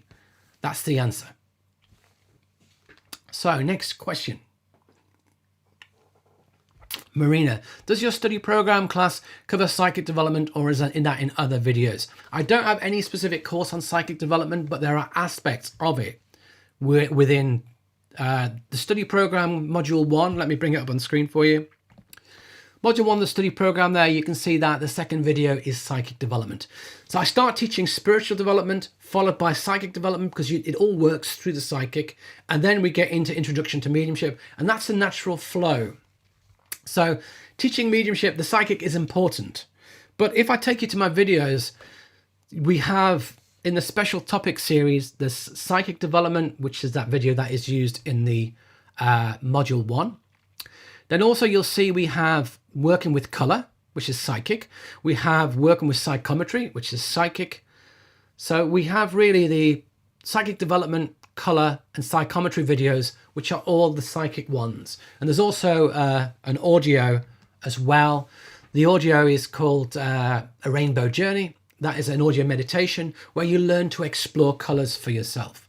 So those are my teachings on psychic, but I don't really have any real course focused upon it. So those 3 videos is what I would recommend if you want to learn more about the psychic. Hopefully that will help you. But as I say, the psychic development video is a part of module 1 because it's a very, very important part. Absolutely. Joanne, do I have a list of my classes posted with their prices? And if you do, where can we look at them? Thank you for all this information you've given us. So yeah, you'll see along the bottom every now and again on the ticker, my store comes up there, martintwycrossproducts.co.uk. That's where all my products are with all their pricing. And you can go through the various categories. I do have a what I offer video as well on my YouTube channel, which kind of feel like gives you a broad brush overview, but it was recorded nearly 2 years ago. And all the courses, pre-recorded courses I've released since then are not actually in it. So it gives you an idea of the videos, it gives you an idea of the study program, but the pre-recorded courses, you'll see, I think it includes the first 2, Great Mediums and Confident Medium. It may include spiritual self-development, but meditation and sitting fundamentals, getting better evidence, better private readings than the current one, better platform mediumship are not included within it. But quite simply, all the courses are £60 normally, currently £55 in the Black Friday sale. All the study program modules, they're normally 110. They're reduced to £100 in the Black Friday sale. You get a discount, even further discount if you buy 1 to 3 together. Then all my videos, they're £12 each. 24 videos that I showed you on the screen, those 24 videos there, they're £12 each. There are DVDs as well of them, which DVDs are not as popular now, so I'm selling off my stocks of DVDs. So I have a DVD clearance sale where you can actually get some of these classes for £10 plus shipping. So you can actually get them even cheaper on DVD. So there is a DVD clearance sale on my website as well. Some stocks I've already sold out, others haven't, but check it out if you're interested. Okay, next question. Let's see where we're going. Oh, sorry, I just spotted you. Just seen Mark's question. You meant to say what the signs of being able to do is physical mediumship. And I answered the whole question about psychic mediumship and you meant physical mediumship. That's quite funny. But anyway, I was meant to talk about those issues as well, clearly. But physical mediumship, signs of physical mediumship is generally physical, spontaneous physical phenomena. Could be raps, could be light phenomena that take place within the room, could be noises, objects moving, things like that. The types of physical phenomena you would get in a seance room, whether that's light phenomena, movement, auditory, knocks, rappings, etc. All of that, it starts to happen when you're sitting in the quiet or sitting in darkness, particularly in darkness as well. You know, for example, the well-known direct voice medium Leslie Flint, when he went to the cinema and the darkness in the cinema, voices began to get heard and people would hassle him for speaking, and he wasn't speaking. And this was a sign of the phenomena that he had beginning to surface in that environment, which is where it's developed, you see. It's developed in the dark, developed in the seance room, in darkness generally. So it was beginning to manifest. So those are the types of things you'd see. So me sitting in a darkened room doing trance for over 10 years, if I was meant to be a physical medium, a lot of physical signs should have emanated, should have appeared. Whereas they haven't. So that tells me that maybe physical is not part of my path. And yeah, but again, remember, you've got to want to develop it. That's key as well. Physical, remember, is the most rare of mediumships. You know, everybody can do healing. Everybody can do evidential mediumship to some degree. Everybody can do inspirational mediumship, working with inspirational speaking or inspirational writing. We can all do that to varying degrees. Doing trance, that gets harder. You've got to put the time and the effort in. Not that many people are totally committed to it. So trance is harder to develop, but physical mediumship, you have to have the abilities, the rare potentials within you, the qualities within you to unfold. You know, the gift. You know, is physical mediumship a gift? I would say yes, it is. The other types of mediumship, no, they're faculties. But physical mediumship, that is the gift. So very, very, very rare. and not everybody has it. I don't believe I have it, so there you go. I can do everything else pretty much, but not that. Lucy, you love the Q&A. That's great. I'm glad, because I do too. Otherwise, I wouldn't be doing it. What should a beginner medium expect from a mediumship mentor? What reasonable expectations to have? Well, the problem is, I come back to the word mentor. Mentor's really not the right word. Teacher is the right word. Because a mentor is somebody who would take somebody generally and who's more intermediate and help move them to become better. You know, I think you'd be wasting your money doing a mentorship program if you're just an absolute total beginner, because you need to get the basic skills under your belt. You need to learn to work with a psychic. You need to learn to link to spirit. You need to learn to receive information and evidence, and you need to be able to learn to relay that. If you've not learned to do that, a mediumship mentor program is going to be expensive and not deliver a great deal of value to you. But again, a lot of people call things mentorship programs that I would not, you see. So again, mentor is not really a term I like. So I'm not a big fan of mentorships. I talk about progressive schemes. So you can have training for beginners, training for intermediates, training for those who are more advanced. And it would be specialized and specific. So for intermediates, you may be focusing more upon getting the evidence, or more upon the blend, or more upon telling spirit story. Or more about how to do sittings, more about doing the platform. It should have more of a focus, really, or focusing on trying to help get them to become a professional evidential medium. But in beginners, we're just teaching people how to do mediumship. You know, just go to regular classes and go along with it. And what should you expect from a teacher, not a mentor? A teacher, see, now, I'm not a great beginner's teacher, and I'll tell you why, because I'm just too hard. It's the simple answer. The practical, down-to-earth, no bullshit, no fluff approach doesn't always wash well with total beginners. Total beginners are very needy, need to be coached, encouraged. You need to tell them lovely things. And I don't have that naturally. I'm the... anyone who watches Strictly Come Dancing in the UK, we have a judge called Craig Revel Horwood. And people have likened me to the mediumistic equivalent of him, who can flag everything that you don't do right, but maybe don't necessarily give you as much praise as you need. Similarly, the X Factor guy. Oh, what's his name? Who developed X Factor, the guy. Simon Cowell. Yes, I've been likened to Simon Cowell as well, because he was always, when people would get up an X Factor or Britain's Got Talent or America's Got Talent, he'd always be quite harsh. If it wasn't good, he had this reputation for being quite harsh. And again, I got called the Simon Cowell of mediumship development, because I could explain to people that it's not working, because I would be very honest. If it's not working, I'll tell you why your mediumship's not working. And some people don't like that. Some people don't want to hear that. You know, if you're not doing it right, I'll tell you that I'm watching you working and you're not linking properly. It's not working as well as it needs to. You know, this bit's working for you, that bit's working for you. I've over time trained myself to do the hamburger approach, where we tell a good thing, then we give the bits you need to improve, then we finish with the positive. I've learned to do that over time. But in the past, I'd give you why it didn't work, and then I'd give you some positives at the end. So, yeah. So I'm not really truly what I'd call a total...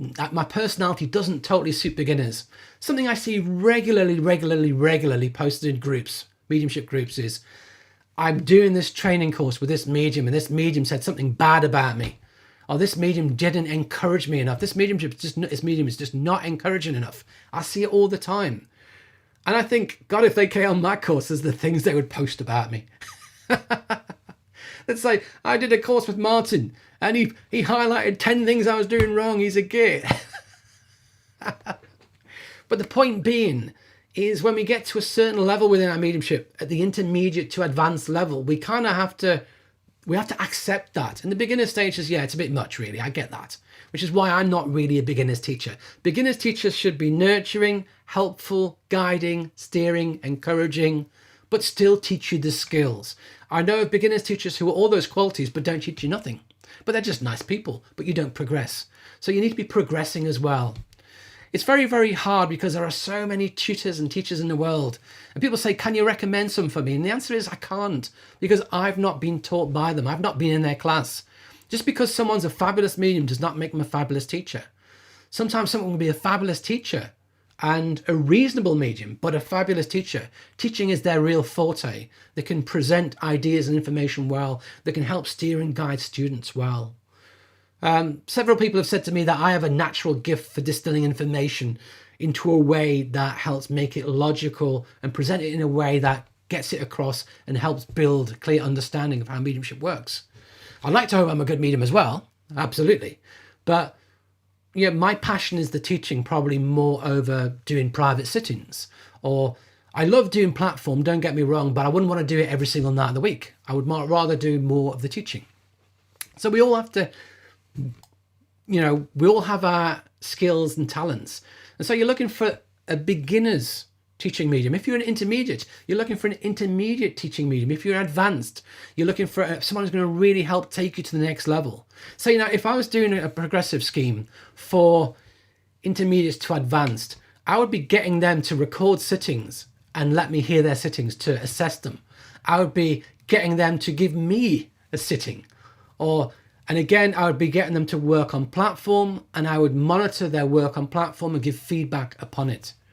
And, it would be honest and fair and frank. And that's how it would work. It wouldn't be an easy course. People want to go on a course and want it to be nice and easy and quite cozy. But it isn't always like that, you see.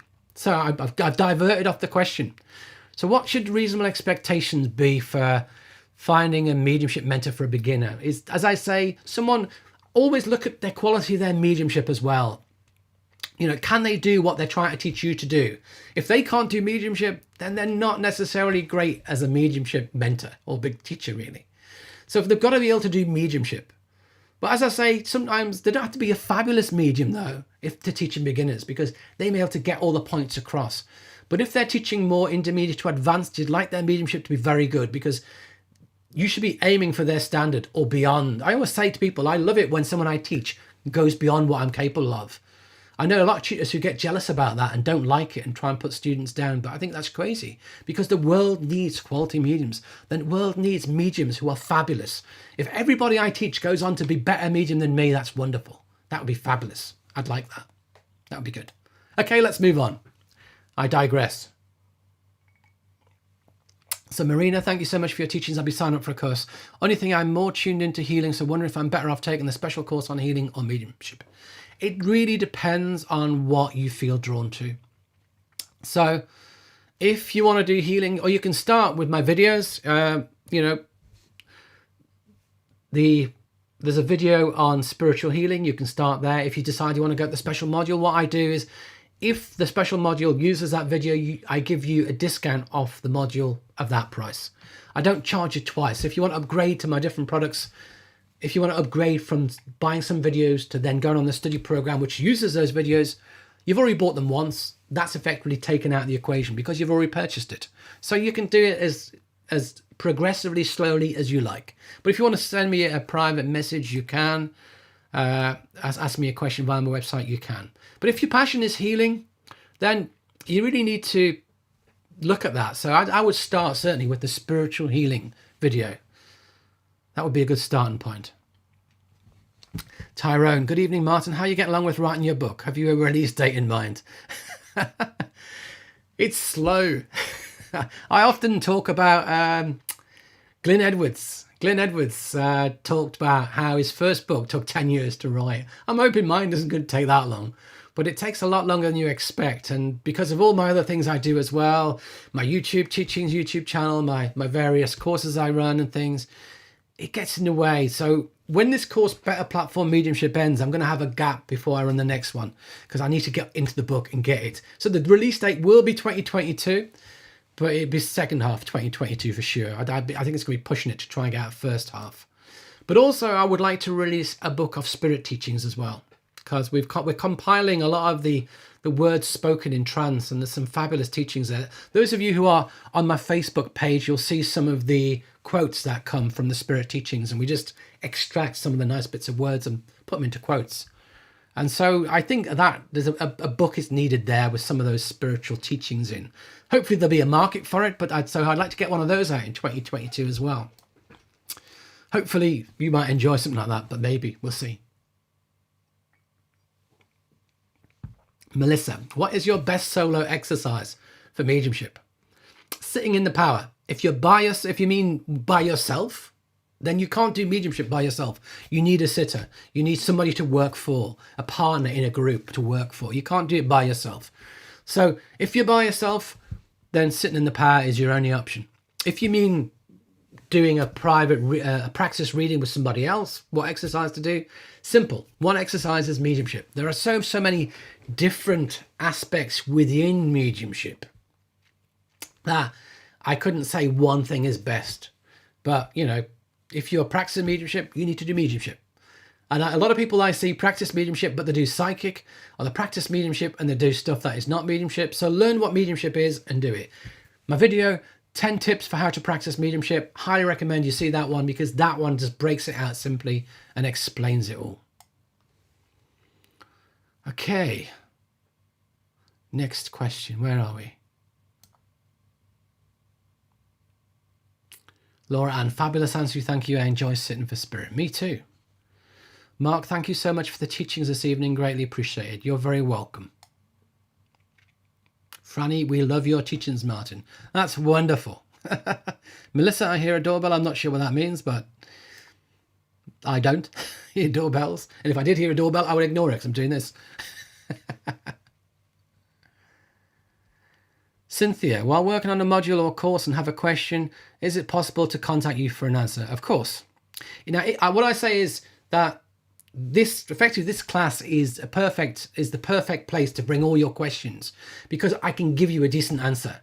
If you ask me a question by email, by the limits of me typing back to you, you're not going to get much of a detailed answer.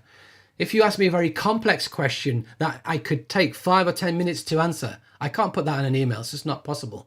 And I get so many inquiries from people that, to be honest, it's actually a battle for me just to stay on top of my inquiries. So whilst there is, the study program has its Facebook group, you can ask questions there. If the questions are more complex, I recommend you bring them along to this environment. So this is the best environment to ask me questions. But if you have simple questions, if you have questions about the course, or questions about how certification works, or questions about where to find something, by all means, yeah, you can ask me those questions. Happy to answer them. No problem at all. But I do like to make myself available. Hence, once a month, I'm here for the question and answer session. And if you're getting value from the question and answer session, remember to hit the like button. Facebook likes it when people engage with the videos. So if you hit the like button, then it helps Facebook promote this video to more people. If you leave a comment, same again, it helps promote it. And if you like my teachings, do subscribe to the channel. And remember, hit the notification bell, because you don't get notified of new videos unless you hit the notification bell. So you've got to sign up for notifications.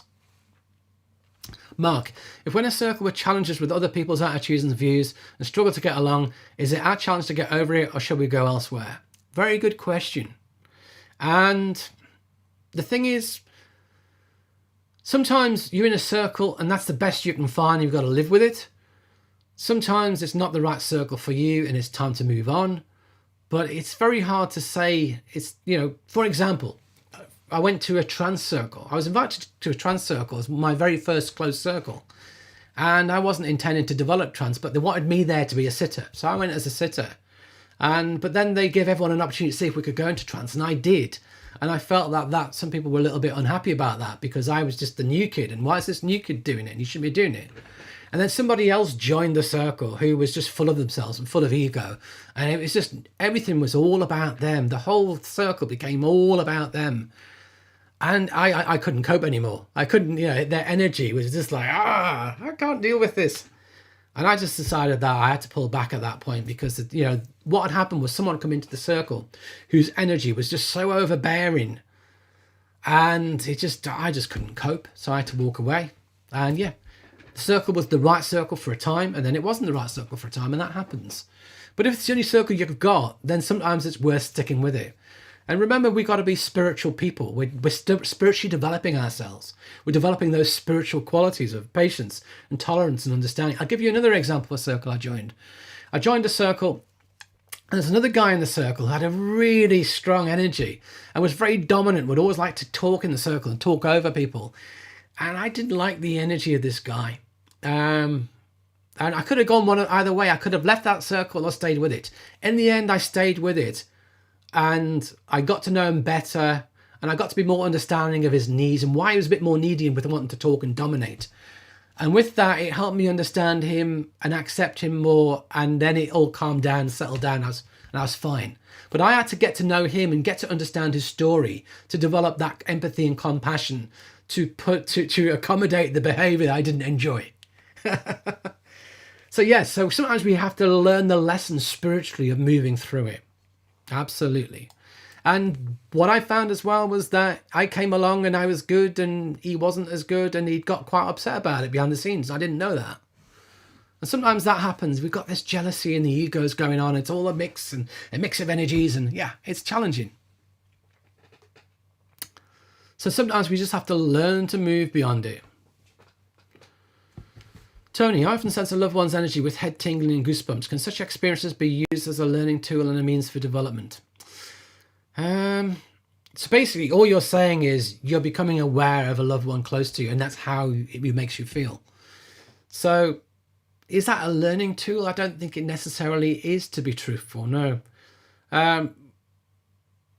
But equally, when you learn to connect to spirit, you will move beyond a point where we need anything like that.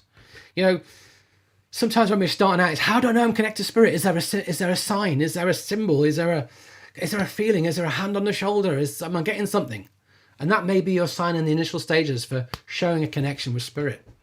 But then we have to learn to move beyond it. And then we just know we're connecting because we do it and it happens. Yeah, we're connected. Yeah, I'm connected. I've moved ever beyond looking for anything like that. That was way back. But yeah, when you're first starting, we have that need. But is it a tool? It can be a tool for you. It can be a calling card for you. But whether that happens when non-loved ones connect to you is a different matter. So you need to watch to see if it's the same thing. Joanne, thanks for the class today. You're liking it very much. That's wonderful. That's wonderful. But yeah, the circles one, absolutely. We'll all encounter circles that are a good fit, circles that aren't. We learn something from every circle we're in, remember, because there's always something you can gain from it, even if how not to run a circle, or even it helps you understand what you like in a circle versus what you don't. That's important to recognize as well. Sometimes when I go to a circle and it's not the right circle, it's important for me to understand what aspects are not resonating with me, but what aspects of a good circle do. And then so there's something we learn. Even if you go to a circle that's not right for you, you'll learn from it. But equally, we've got to make sure that we're not looking for perfection, because often you'll not find perfection. Joanne, perhaps we need an advisor like we have in US colleges. These people help guide us to take courses we need to take to develop and graduate. Yeah, I see what you're saying. So what I would say is, that exists in the form of Facebook groups where you can ask questions and people can pile in. Who can you recommend for this? And people will give you names, and yeah, that can happen. But it's, with a mentor. Now, for me, if I was a mentor to somebody, I would help them through every stage of their journey and give them that advice. But we can't be mentors to everybody. And we only have a finite amount of time. I only have X number of hours. In that X number of hours, I have to create courses. I have to deliver courses when people buy them. I have to manage my websites. I don't have any, maybe I need someone to help me out. Maybe I need to find someone who can do things for me. I run my YouTube channel. It takes quite a lot of time. I'm doing classes like this on YouTube. I'm trying to write the book. I'm trying to do all these other things. I'm involved in running a church as well. So, we've only got a limited amount of time. And within that time, we have to fit what we can in. So as much as I would love to help more people in many different ways, it's challenging. My goal is if I can create a product or a course that can help hundreds of people, that really excites me. Rather, teaching them one-on-one is only helping one person with my time. That's less beneficial for me personally, because I would like the teachings to reach as many as possible. That's my goal. But yeah, I see what you're saying. I get that. Marina, I used to be in a healing circle but moved far away and unable to join them. Can I develop my healing abilities without being in a circle? I do practice sending healing long distance though alone. So yeah, so you can do absent healing, which is where we're sending healing out. You can also do healing upon your pets, on your family. You don't have to be formally qualified as a healer. Healer is to do healing. We learn to attune to the spirit world, and we have love and compassion for the person animal we're healing. You know, all we're doing is connecting to the patient or the animal, connecting to the spirit world, allowing a flow to happen. Check out my video, Spiritual Healing. I discuss that, how to do it, how it works. It doesn't have to be complicated. But if you want to learn more about the theory of it as well, Harry Edwards, I love Harry Edwards' teachings. The Guide to the Understanding and Practice of Spiritual Healing, written by Harry Edwards, 76, was an update of all his previous books, basically. That still, for me, is the Bible of healing. I love that book. And what's it look like? It looks like... there's various versions thereof. I'm going to show you a version that you're going to find very hard to get. It looks like that, but it's kind of similar blue cover, but not the same picture. Because this version, I believe, is a special version only given to certain people. I found it on eBay. But the regular version you buy through the Harry Edwards Healing Shop, that's the one I recommend. Same book, exactly the same book. Beautiful book. Highly recommend it. So that's the book. The title is A Guide to the Understanding and Practice of Spiritual Healing. But you won't find that cover generally. I think that's given to people when they visit the sanctuary for various reasons. Maybe not. Someone let me know where it comes from. I'd like to know, actually. So yeah, healing, absolutely. Everyone can develop healing. If you have a loved one, yeah, we can heal. We heal our pets. Some people say it's harder to heal your own loved ones, and to a certain degree, you are more invested in the process. You want the right outcome, and to a certain degree, that can impact it a little bit. Yeah, but you can do it. You know, I give healing to my wife gives healing to me. We're both healers, and we give healing to animals, family, all sorts. Yeah, absolutely. Melissa, I would actually like to do hypnosis work in addition to mediumship. Do you think there's a natural merge point for mediumship and hypnosis? So I'm a trained hypnotherapist. I've also taught hypnosis for several years at the Arthur Findlay College as well in the past. That course is no longer run. But they are distinct. I wouldn't say there's much of an overlap. They're distinct. Hypnosis is using a state of mind to be able to bring an effect, to create therapy, or to create results you want. Mediumship is about working for spirit. To be honest, they don't really overlap. So, but you know, by all means, you can train in them. My knowledge that I have from hypnotherapy and therapy, psychotherapy, hypnosis, NLP, aspects of that I can use within my teaching in mediumship, like the NLP model of representational systems I spoke about. Similarly, my Confident Medium course. I have a course called the Confident Medium, whereby within that course, that's 40-hour sessions. There's a meditation in there, which is quite nice, and exercises for you to build confidence. But I use my therapy training with that. I come at it from the point of view of a hypnotherapist, teaching mediums to be confident, as opposed to coming at it from the point of view of a medium, teaching mediums to be confident. So I bring in my NLP skills, my therapy skills, the positive self-talk, how the mind works, how to work with your mind, how to use affirmations, how to use imagery. All of that is in there, but also recognizing triggers for confidence, recognizing what creates the confidence problem, and how to transfer the skills that you have confidence from other areas in to help manage it. So, yeah, I use the two together within my teaching, but to be honest, there's not really a crossover or merging doing mediumship because they're different. But the more knowledge and skills we have, yeah, the better. Marina, I did purchase those courses on healing from your site, and I probably will get the full course. I love Harry Edwards' book. Lovely. And also, Harry Edwards is one of the mediums I talk about in the Great Mediums course as well. I go through his story. And what I love about Harry Edwards is the fact that he gave healing to millions of people in his life. He touched millions of lives. How many people can one person working for spirit touch? In Harry Edwards' case, millions. That's fabulous, isn't it? Millions. Awesome. So if you're interested in his story, that's part of the Great Mediums.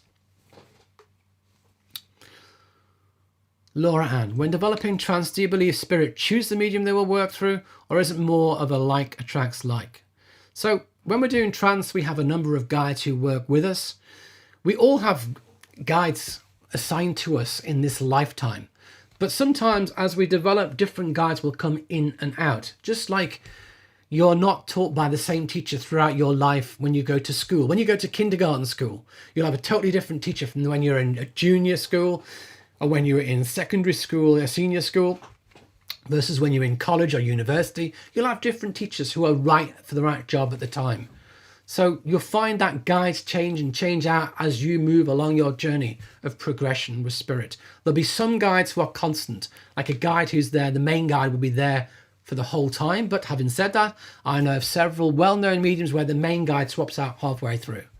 That happens as well. Helen Duncan's a famous example of that, where the main guide switched, and there's many other well-known mediums where the main guide switches as well. So there's no guarantees with any of this, you see. So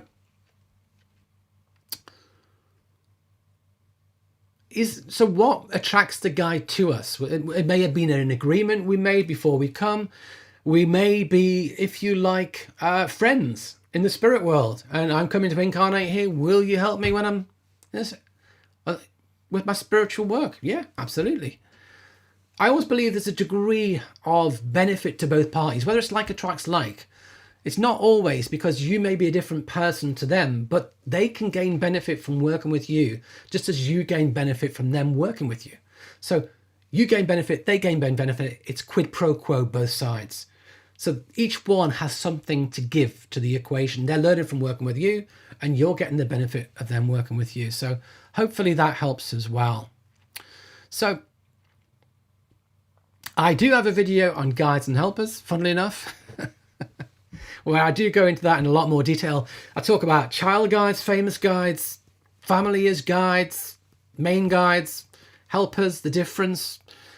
I go through all of that in a great deal of detail. I talk about a lot of different famous mediums and their guides, and kind of illustrate it with examples of well-known mediums and their guides to show how it all links. If that sounds of interest to you, guides and helpers, check it out. Mark, are you familiar with the Dolores Cannon hypnosis technique for spiritual healing? If so, what's your thoughts on it? The answer is no, I'm not familiar with it, to be honest. I read some of Dolores Cannon stuff, but I have to admit it wasn't a good fit for me. It didn't resonate with me, and so I didn't drill very deeply into it. I'm not a big fan of past life regression, even though I've done it myself before. And future lives, past lives, that stuff, again, it doesn't really resonate with me. I'm too practical for that, I'm afraid. I'm not a big fan either of using hypnosis to remove entities, because for me there's just so much fluff and nonsense around that topic. A well-known spirit release practitioner who uses hypnosis to remove spirit entities attached to people. I went to a course of his to see what he was teaching, and I asked the question, how do you know they're real? I work as a medium. I receive information that can be validated to prove that I'm working with somebody and that they're real. And the simple answer was, it doesn't matter whether they're real or not. It's just a technique. And it's like, okay, because I know that when I do regression with people, regression can create resolution. Even if the regression is going back to real experiences or solely imagined, it can create resolution. As can past life regression create resolution in therapy. Even if those experiences are real past lives or just made up imagination, it can still create resolutions. So a lot of past life experiences are not historically accurate. A lot of them are not real. So again, I'm not really a big fan of past life regression, I have to say, even though I train as a therapist and have done past life regression. I found myself listening to people's past lives coming out thinking they're not historically accurate. They didn't have cars or electric lights at that point in time. It's not true. And it's just, a lot of it is created by people's minds, to be honest. So, yeah. So because of that, I'm too down to earth. Too down to earth, I'm afraid. But if it's your bag, if it resonates for you, if that's work you do, wonderful, go with it. Horses for courses. Not every tool, not every technique is a right fit for every person. And my own teachings and trainings kind of give me an insight that my own logical mind questions. And if things don't fit or resonate with me, I just let them go myself and work with what does. Marina, thank you so much for your generosity doing this Q&A. Is very kind of you. Much appreciated. Thank you. And Tony C, are you planning the Guides and Helpers course? So the next course I was going to run after Better Platform was going to be a course on Guides and Helpers. So there is some degree of planning taking place. But that will probably be delayed for a little while. Plus, also, I would like the Spirit to work with me in Trance to give some suggested tools and techniques for how to do it. So I want to get some information from Spirit. So it could be a joint course. Martin and his guides teach guides and helpers, as opposed to just Martin's mind teaches it. That'd be exciting, wouldn't it? Of course, I wouldn't do it in Trance, but the teachings that we would receive from Trance would feed into the course. That would be the idea. That's what we'd like. So I'd like to delay it a bit to try and pull some of that together. So if you're enjoying this video, this class, remember, hit the like button for me. If you want to leave a comment as well, that is much appreciated, but that is once the video is up on YouTube. The comments in the chat box don't count, so I appreciate your comments in the chat box, absolutely. But when the videos are uploaded on YouTube, all my videos, if you like to comment on them, that really helps the algorithm. If you like my channel, remember to subscribe, but hit the notification bell so you receive notifications. Remember, if you've not seen my latest videos, can you develop on your own? Can you develop online? And what is the best time of year to do mediumship? They're on the channel. Just check the channel. They're the last few uploaded. Remember to check out my Black Friday sale. The prices I'm offering at the moment are probably the best prices you'll see, because I know that 2022, there will be a price rise in January. So I mentioned that just for honesty, to let you know. So if you are thinking of buying study program modules, now's the time. Or if you're thinking of buying some of the pre-recorded courses I've run in the past, which are these courses now on screen, it's the cheapest you'll find them for, because they're all currently £5 off in the Black Friday sale. So hopefully that is helpful. Mark, I see your question. Have you considered an online trance dem, Martin? I have considered it, but I wouldn't do it. And there's a whole bunch of reasons why I wouldn't do it. First reason is that it's complex to do, because you have to have sitters in the room with you to give you the power. So it needs to have a sitter in the room. Miking yourself up to do it as well is fun and complex to do as well. Also, I tend to do my trance in very low light conditions, which doesn't lend itself to a video, obviously. If I turn the lights off in here, you'd kind of get a quick idea. We're getting dark already, and it'd be a damn sight darker than that by about a factor of 10. You wouldn't see a thing. So I have tried to do trance in the light. We did experiment with that with the guides. We turned the light really bright and to see if we could do it. And I found it was affecting it. I found it was affecting me and my energy, because it's not what I'm used to. So I would say it's unlikely to be something I want to do. And plus, it would be trance teachings. People would need to ask questions. It's then you're getting into the how do we get to hear them? It gets quite challenging. So for me, and then also people will judge you when you do trance. People say, well, did his voice change and become totally unrecognizable? And the answer is no, because only a few mediums have that really distinct voice change. But it can be faked as well, remember. That voice change can be faked. So I've known some mediums who say, look at this, that's amazing trance, the voice is so different. And I'll say, yeah, but the quality of what's being said is just banal. That's not brilliant quality.